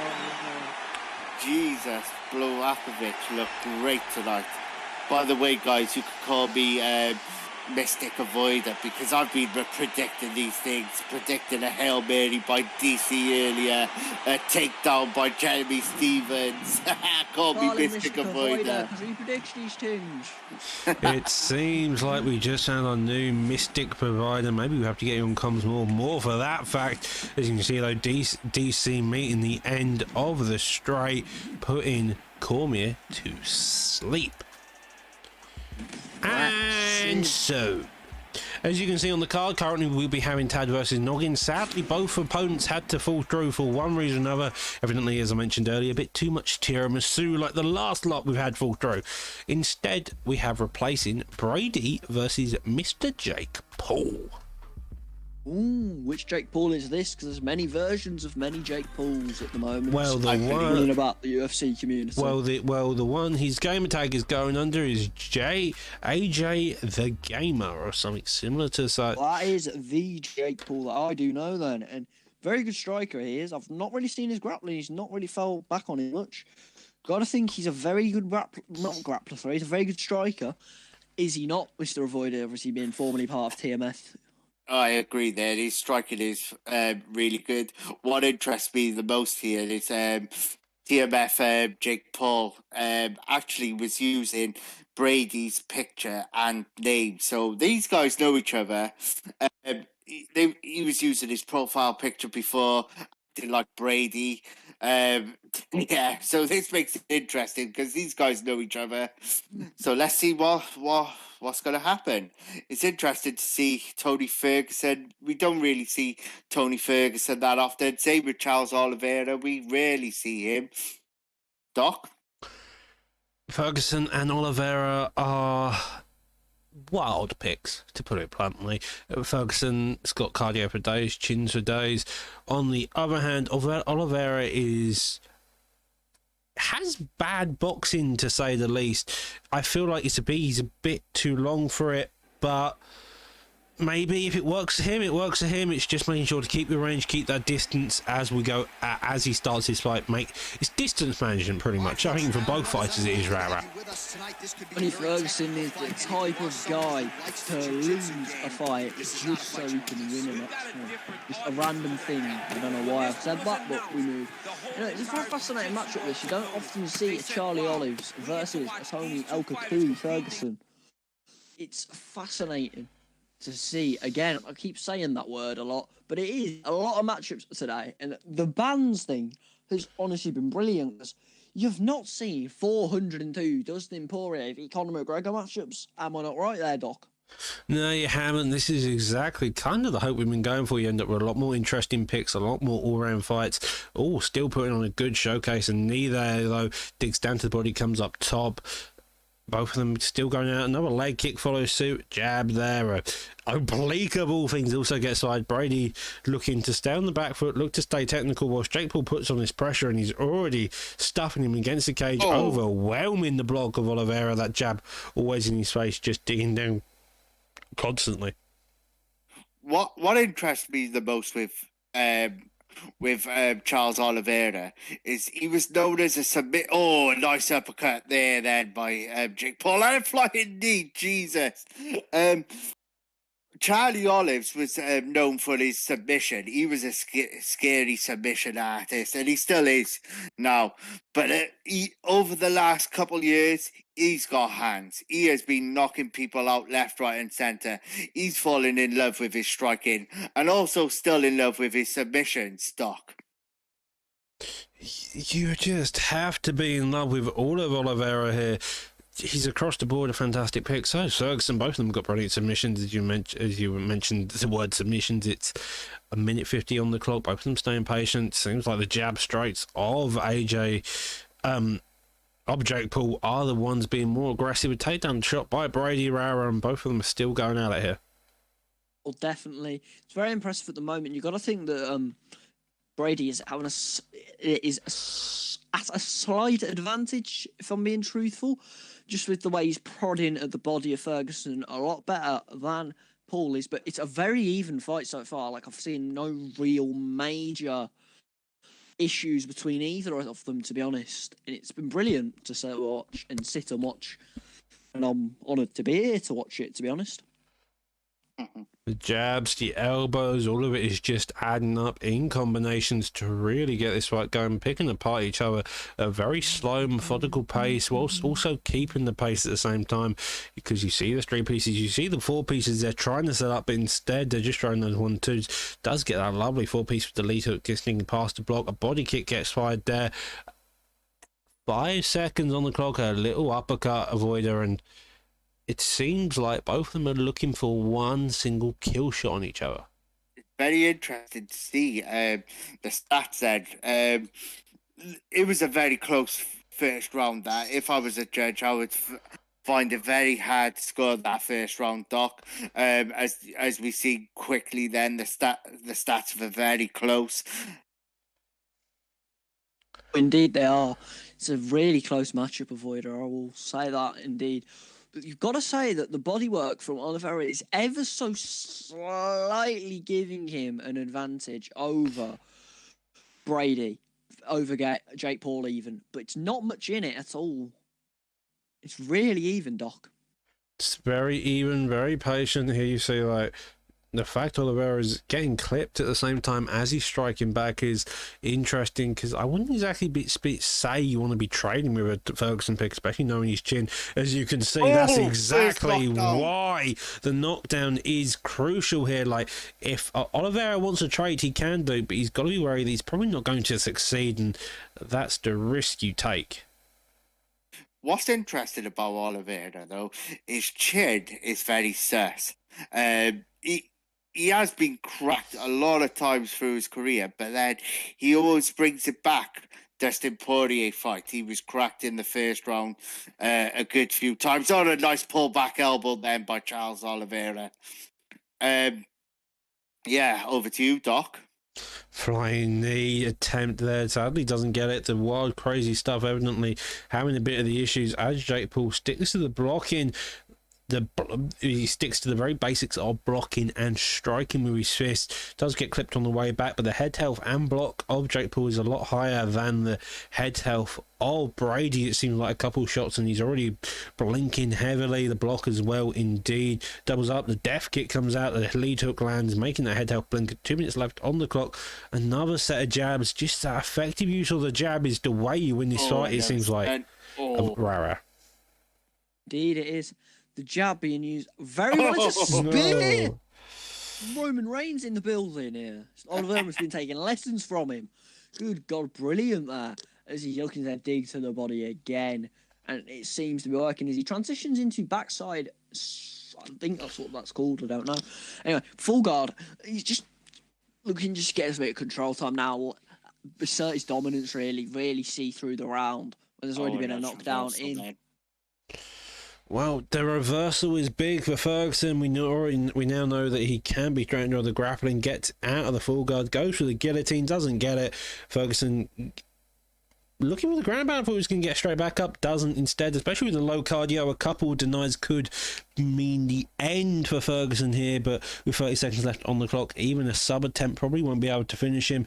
Now rain down ground and pound with 20 seconds left, looking for the static guard. That is very effective with that block down and the head just under half. Gets reversed again though, very active ground game as we always like to see. And with that, we call an end to round 2 of Avoider. Yes, that was a very interesting second round then. We had a couple knockdowns, a couple rocks, and then we spent the last majority of the fight on the mat. Didn't think it was going to end up on the mat, to be honest, but we spent the last 2 minutes watching them fight on the ground, transitions, scrambles, even submission attempts, but they were denied very soon, rah-rah. Aye, they were indeed, and for once I've not disconnected, which is fun. Oh, is Oliveira's stunned here and knocked down. It's a very interesting fight, to say the least. Really, even it's a comeback and a half there. Oliveira's already putting on the pose, and it's just being aggressive as all hell. The jabs there coming out, the crane kick as well, and crane kick. Jake Paul may just have lost his fight. This is really close now. Oliveira's come back with a vengeance. Evidently wasn't happy about how Jake Paul took over the first 2 rounds, and now Jake Paul on the back foot, Brady on the front foot, with Oliveira putting on this pressure. Yes, he is putting on this pressure. I think Charles Oliveira is up right now on the scorecards.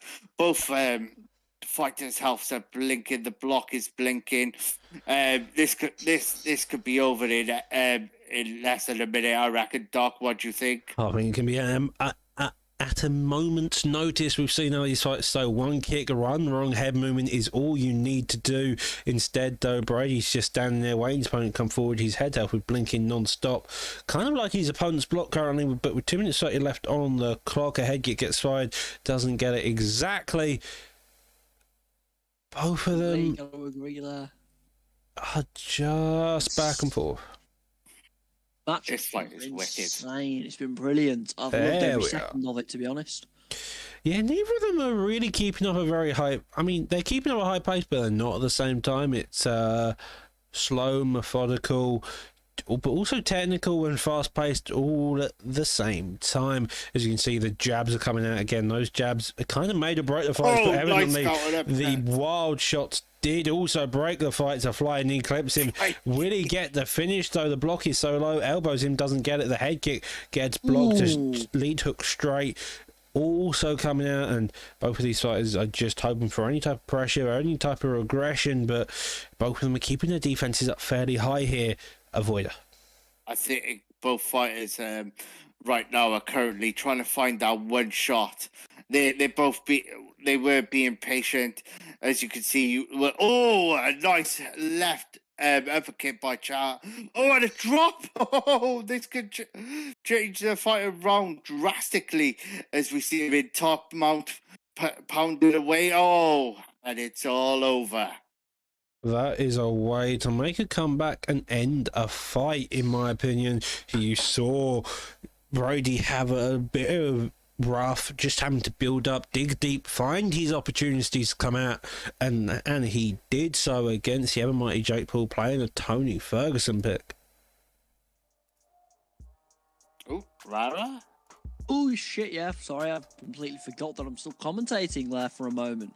Had a bit of a brain fart on mine, but still, impressive performance from both there. Neither should be really disappointed in that one, to be honest, as they both, which is very impressive, and they both entertained me, and I'm presuming everyone sat watching in their homes or workplaces, Doctor. Evidently, you're too enraptured in the fight itself. Sometimes I do that, especially with fighters like Trixie's or always title fights where they're so intense that you get so into it that you forget you actually need to commentate sometimes. It's a fun old time. However, as you saw on the fight card, we are now just a fight before the co-main and main event of the season with Kobe versus Bezazzled. Well, Bizaz. Yeah, I'm going to go with Bazad. Bazad makes more sense here. End up on a small ranch, a bit like Rara does. I blame him for this one. But we're in the middleweight division, looking like a Bisping versus Adesanya pick, if I'm not mistaken. Robert Whittaker is banned. Avoider. Oh, Robert Whittaker is banned? That's interesting. It's interesting to see an Israel Adesanya pick, because Israel's really hard to use on this game. And I believe we're going to see a 5-star Michael Bisping. 5-star Michael Bisping is really, really good on this game compared to his counterpart of, I believe he's 4-star or 4.5-star, maybe. I'd assume 4-star, just because the way the division is, it seems to be home to the 4-stars, in my opinion. From Brunson downwards, it's just 4-stars galore. Agreed there. Agreed. But it's interesting to see a 5-star versus a 5-star. You rarely see them because there's not many 5-star fighters in this game. Yeah, you don't see many, but we see Bisping. We see 2 in this fight before the co-main and main event, as I said earlier. Bisping, cardio for days, boxing galore. Adesanya, technical, fluid, feint heavy, kickboxing, very long in the arms department. Makes him a hell of a pain to try box with. But maybe we'll get to see Bazad use him in a way that we have yet to see. Hopefully a bit like the way EK Spider does. Avoider. EK Spider. I've heard about him, but I've never seen him fight. Is he retired or? Yes, plays once in a blue moon, and when he does, he always puts on a fantastic fight. I think his last fight was against Tadpole, or was that a guy? Maybe, I'm not sure, but Spider is one hell of a mystical fighter. Moving it back onto this fight, though, we've already seen the leg kicks come out by Kobe. He's playing a slow game. He knows if his opponent's willingly chose Adesanya, he's definitely done something doing. As you can see, that was a brilliant technical move there, Rara. It was indeed, and with the movement that Adesanya does possess in this game, You're going to want to use that technically. With Bisping being a shorter fighter, but still having very good movement as well, it's going to be a fascinating one to watch, as the leg kicks seem to be landing quite well for both men at the moment. Avoider, I keep saying that. We might look the same. No, I'm joking. Oh, nice takedown defense by Israel Adesanya right now. I believe Michael Bisping is going for the leg kicks, trying to slow his opponent down, trying to take that power away, because we all know Israel Adesanya has got power in his hands, Doc.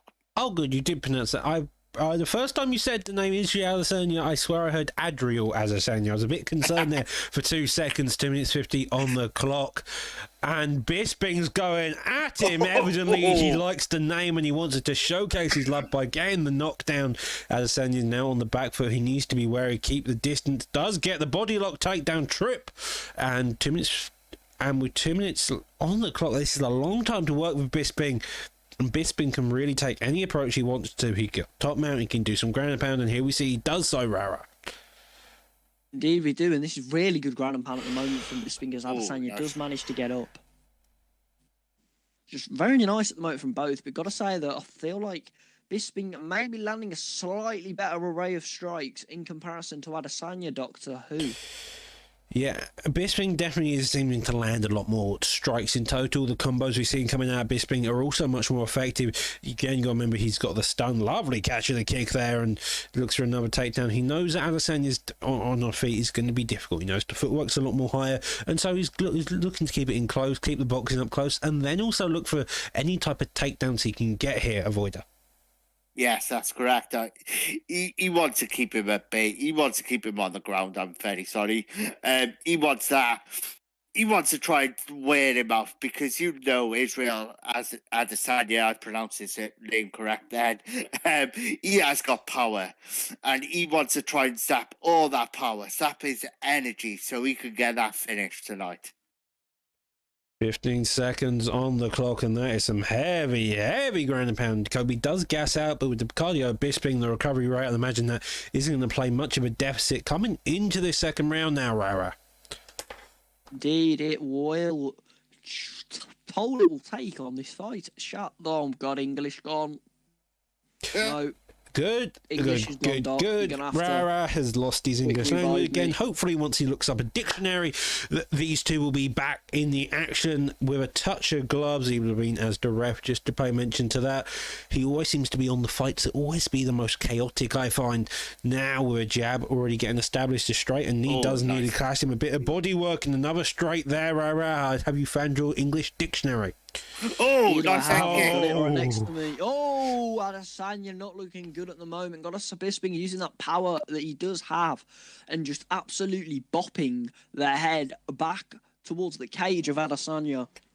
But Adesanya's coming back with the bodywork here, though, Avoider. As you can see, the bodywork of Adesanya is playing dividends to the way Bisping's having to fight. Bisping's having to play in the pocket whilst Adesanya's on the back foot, hoping to work that body a bit. But as I say, that a takedown is shot, and we are on the ground, probably going into the clinch now. Guess a deny, Avoider. Oh, yes, Definitely. He noticed those body shots were hurting him. He knew he had to go for the takedown.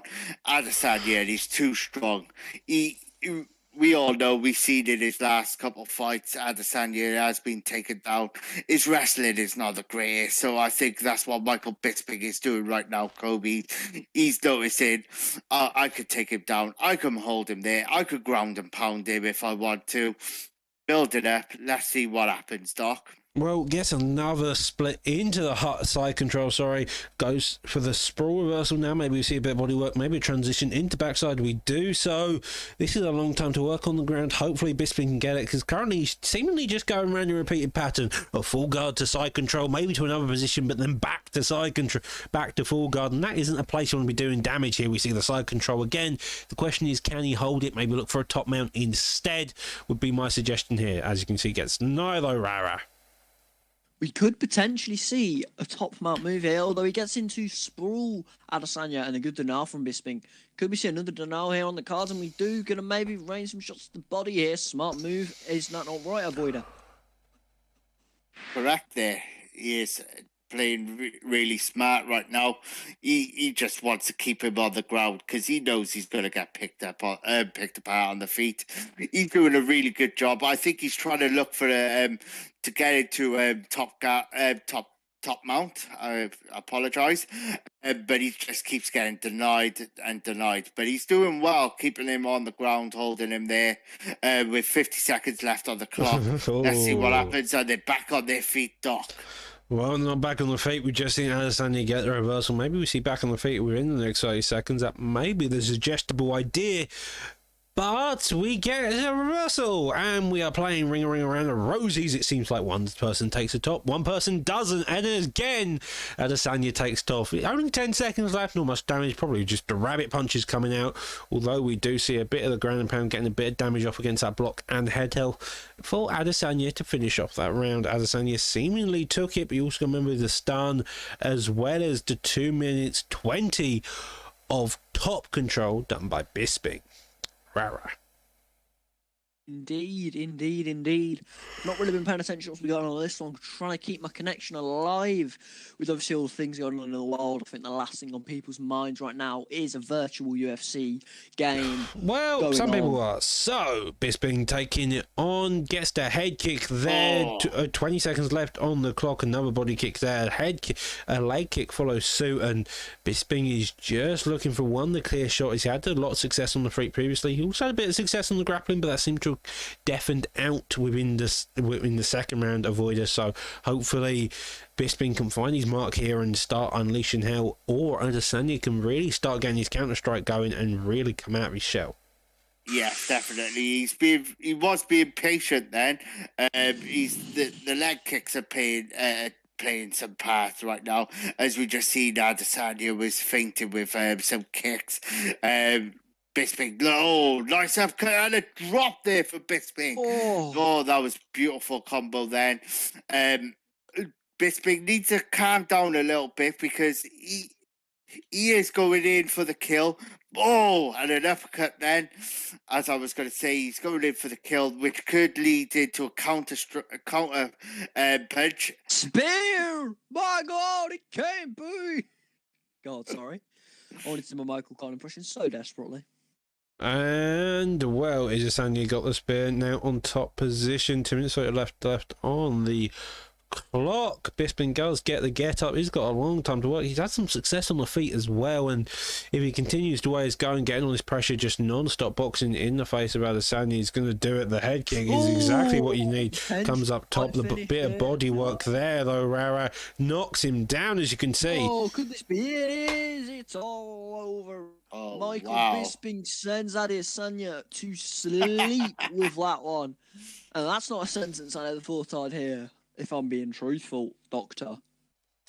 Well, Bisping sending someone to sleep, mate. He may be half blind, but he can still box, he can still punch, he can still wrestle, and that's what Kobe showed there. The technique across the all-round. Adesanya couldn't get away from it, and so Kobe took advantage, and that's sometimes the way it goes, Avoider. Oh, yeah, definitely. I actually looked away from my monitor then for a second, and I looked up and I seen the knockout. I was like, oh, damn. What have I missed? I only literally looked away for 1 second. But that was a good performance by both guys. Kobe pulling out the wrestling, slowed him down and ended up in that knockout. Now we're headed into the co-main event. Lepo versus Keza, Doc. Lepo versus Keza is the co-main event in the featherweight division. It seems like Lepo's stream's being a bit weird. Green. Oh, we good? Why is it green? I was believe green for we're me, good. It keeps turning green. We'll give him. We'll I don't know, just. is that McGregor's short scaring the stream? I'm not particularly sure, but let's hopefully these two stay somewhat stable as we go into this fight. We've had a couple of issues with streams tonight, but that being said, all said and done, Keza's the one with three fights up. Maybe that's just colour blind. I'm not particularly sure what's going on. I don't think it's colourblind mode because it keeps flashing up. If it was colourblind mode, surely it'd be there all the time. We'll give these two fighters a bit more longer as they sort out whatever the issue is. Maybe a bit too much tiramisu. Maybe the case here, Avoider. Yes, you're right there. Too much tiramisu. Gotta lay off the tiramisu, lads, because it's not good for your health. You could be a diabetic. You don't want that. So lay off the tiramisu, guys. Evidently, a Stick lot to of fighters are having the tiramisu tonight. It seems may have been poisoned somewhat. Is quite the possibility. The white needs to get cut there. Happiness needs to be done. All said and done, though, this card, apart from we're still waiting on two fights to finish of the co-main and main event of this evening, both of them, the rest of the card has been hectic. We just had Kobe versus Bazard, we had Jamie Bucks versus Swish, we saw Jamie evidently put out his grappling, we had Rara to begin with, sadly lose with the Eddie Alvarez pick, we had Bowl Cut Buddy also come out, nearly get the body kick win, but instead... Sadly, he couldn't get it done. Both of these fighters are now just re-lobbying up, making sure they're cutting the final pounds. Hopefully we don't have the green screen issue again. And in the meantime, just a quick run over this card, Avoider. Oh yes, it has been a very exciting card tonight. We've seen a lot of third round KOs. We've only seen it go to the judges once or twice, Doc, if I believe. Once or twice, I'm pretty sure, but across the board, we've been to the third round more than most tonight. But with that being said, both of them are now looking good. We should all be good, going dusted. Both of them are lobbied up and ready. And so, without having the the green screen issue like we always did, it should be fun. Hopefully, off to the races we shall go. Fun. Well, this is an interesting matchup, as you can see. Kazan is free up on Lepo already, but like we said previously, we never know what happens until the night of the fight. Doc, do you agree? You don't know whether those wins are spars, other comp fights, what happened. Maybe it's just they met in ranked, one of them raged quick as the pig. You never know.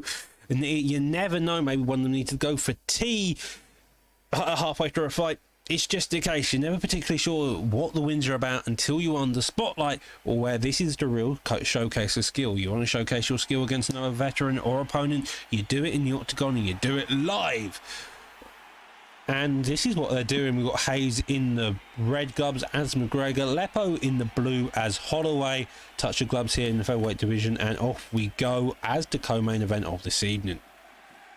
Sorry, Doc, you did say Hayes then in the red Oh, corner. did I say Hayes? I meant Lepo. Apologies to Lepo or Hayes. No, it's Keza. It's Keza. Oh, I am slow tonight, Keza. It was Keza versus Hayes being originally booked, so why I'm confusing him with Lepo, I do not know. However, it's a minute into the clock. It already looks like McGregor's fairly gassing up fairly quickly. The damage is being dealt mainly done by McGregor. As you can see, the jab getting established. He's looking for the four pieces. Gets clipped though fairly early on that chin. Nearly got killed. But if Keza wants to put up this pace, he's going to have to slow down. He's going to have to work that body and work it quickly, because otherwise Max Holloway is just going to run away with the stamina and start picking your opponent apart. Yeah, because you may have power, but you don't have cardio like Max Holloway. And Max Holloway, if your opponent has low cardio, Avoider, you know the case. It's going to be an easy picking to him. Oh, agree. Max Holloway is a cardio machine. He's got cardio for days. And looking at the cardio right now, the stamina on Keza, it is looking very, a bit low, especially 3 minutes into the first round. It seems like he just wants to take Lepo out.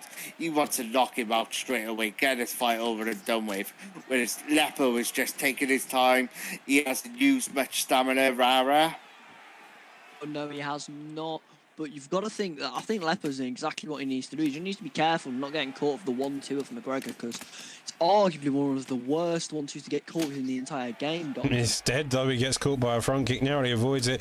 Lepo's now probably going to start playing a bit more aggressive, working that body. As you can see, Kezza's gassing out fairly quick. He has not managed his cardio very well at all. This is the case of whether the head health will win or whether the cardio will win. But as you can see, Holloway's firing back now, and this is the game Lepo evidently wanted to play, but a front kick somehow he manages to avoid all the shots. Keza evidently a bit frustrated. They're not really firing anything back. The double up on the jab block, breaking through the block of Holloway so low. The cardio on the other hand is so high. McGregor's cardio is low. McGregor having a one-round gas tank, it seems like, here, Avoider. Potential fight finish. But one round is all he needs to get the knockdown. Nearly getting the finish there as well. Was that a premature celebration then, Doc? Maybe, indeed. It looked like he was having some success. He's having quite a lot. Keza's playing so aggressively. That cardio at 1. You know the power of McGregor. He can end in one shot, but unless he calms down, he's going to end up so gassed. I've never seen Holloway's block as low before. I think it's over now, Doc. Is the statement of the night. He's so close to getting finished. Could get the reversal here. Reversal. So looks like a Teletubby with the O's there, but you've got to think that's an interesting one going into round number 2 now. Okay, so just a quick rundown of what happened in the co-main event in the first round. Neither of these sides really putting anything off to show. We've had Lepo walk backwards with Holloway, trying to take stuff on the chin, trying to take stuff on the block, and both times they failed. You've seen 2 knockdowns in the favour of McGregor. We've seen McGregor gas himself out because of it as well. And so this is meant 154 strikes to 65 strikes in the favour of Holloway, and McGregor's cardio is still there. He gets a knockdown. That head health is done for. How is Keza still going here? I don't know, but whatever the fucking case is he's doing well, and he's taunting. He's evidently annoyed. The bobble-heading of Lepo here, making Keza a bit frustrated. That's the only way. Gets dropped by the jabs. A couple of taunts here. Jab straight. Again, moves his head off to the side, looking for a slip straight. The issue... Really? As you were going to say, Avoider? I was going to say, I could see Lepo just knocking him out, just bobbleheading, and he's going to place a That is a shot he needs. Every shot in the book fired. The uppercut, though. The taunt. Oh, God. The straight knocks him through the block. What is this madness? Lepo doesn't want to get up on the feet. Yeah, the ref stands in. Finally like a man. And another taunt here by Keza. This guy's funny. Oh, and this great. Unfortunately, Lepo dies there. And That's going to see Kezalar retain his number 11 spot, potentially move up the rankings, if I've got my facts right there. Yes, it is. He's going to retain his number 10 spot and potentially move further up towards a title fight, Doctor. lovely job there by Keza. Again, the counter after such an aggressive fight where he's just putting the pressure, not looking for counters, and instead gets the fight by Holloway missing a hook, getting a bit too over-aggressive after he only threw 65 to 154 in McGregor's favour in the first, and it seems like Keza came out with a game plan. He knew how McGregor played, and he played it exactly to every tune and whistle he knew how to, and Lepo just didn't know how to cope there, Avoider. Tell you this, we can call him Mystic Kezalar, because he said to me earlier he was going to finish that fight with the left hand, and he did. He's a man of his words. Well, the left hand is McGregor's power hand, and so it's a hell of a way to end the fight. And with that that is exactly the words that should be said currently. We've seen a hectic co-main, we've seen a hectic card all around, with its few interesting and wonderful difficulties across the board. We are now finally at the main event of this evening, KO Humble versus AJ Bazaz in the welterweight division. Both of them know how to play the game, both of them know what it up 2. Both of them have earned their spot in here, Avoider. Oh yes, this is an interesting matchup. We've got two really good PS2 PS players. We Not got living in 2010, Avoider. yes. We got our fellow Cobbsman, A Humble taking on TMM, AJ Bads, which is really interesting because they're both top fighters, and we'll see. Will one of these guys take on Diego Fly in the next fight, Doc? Quite possibly, maybe a title contender. I'm not particularly sure. You'd have to look at the rankings, look at the way they all place after this fight.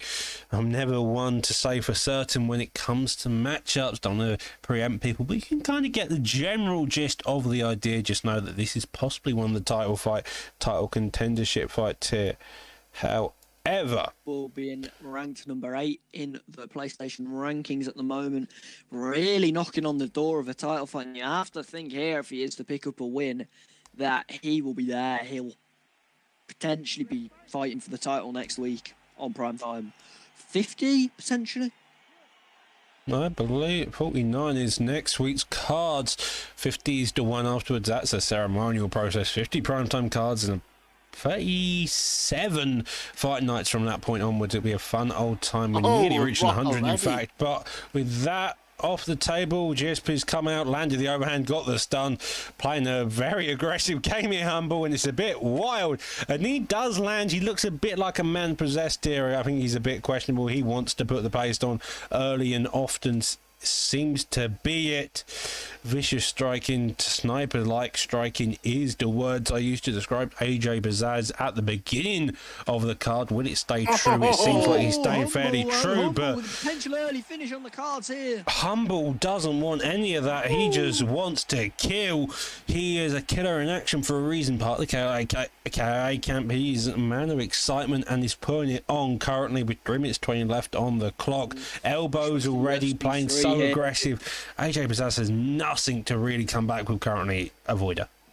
Yes, said he wanted to kill him. Humble Sorry, looks like he wants to make a statement here, Doc. You know, he wants to be in those. He wants to be the number one top 10 competitor right now, and he's looking great. He's making a statement here against AJ Bads.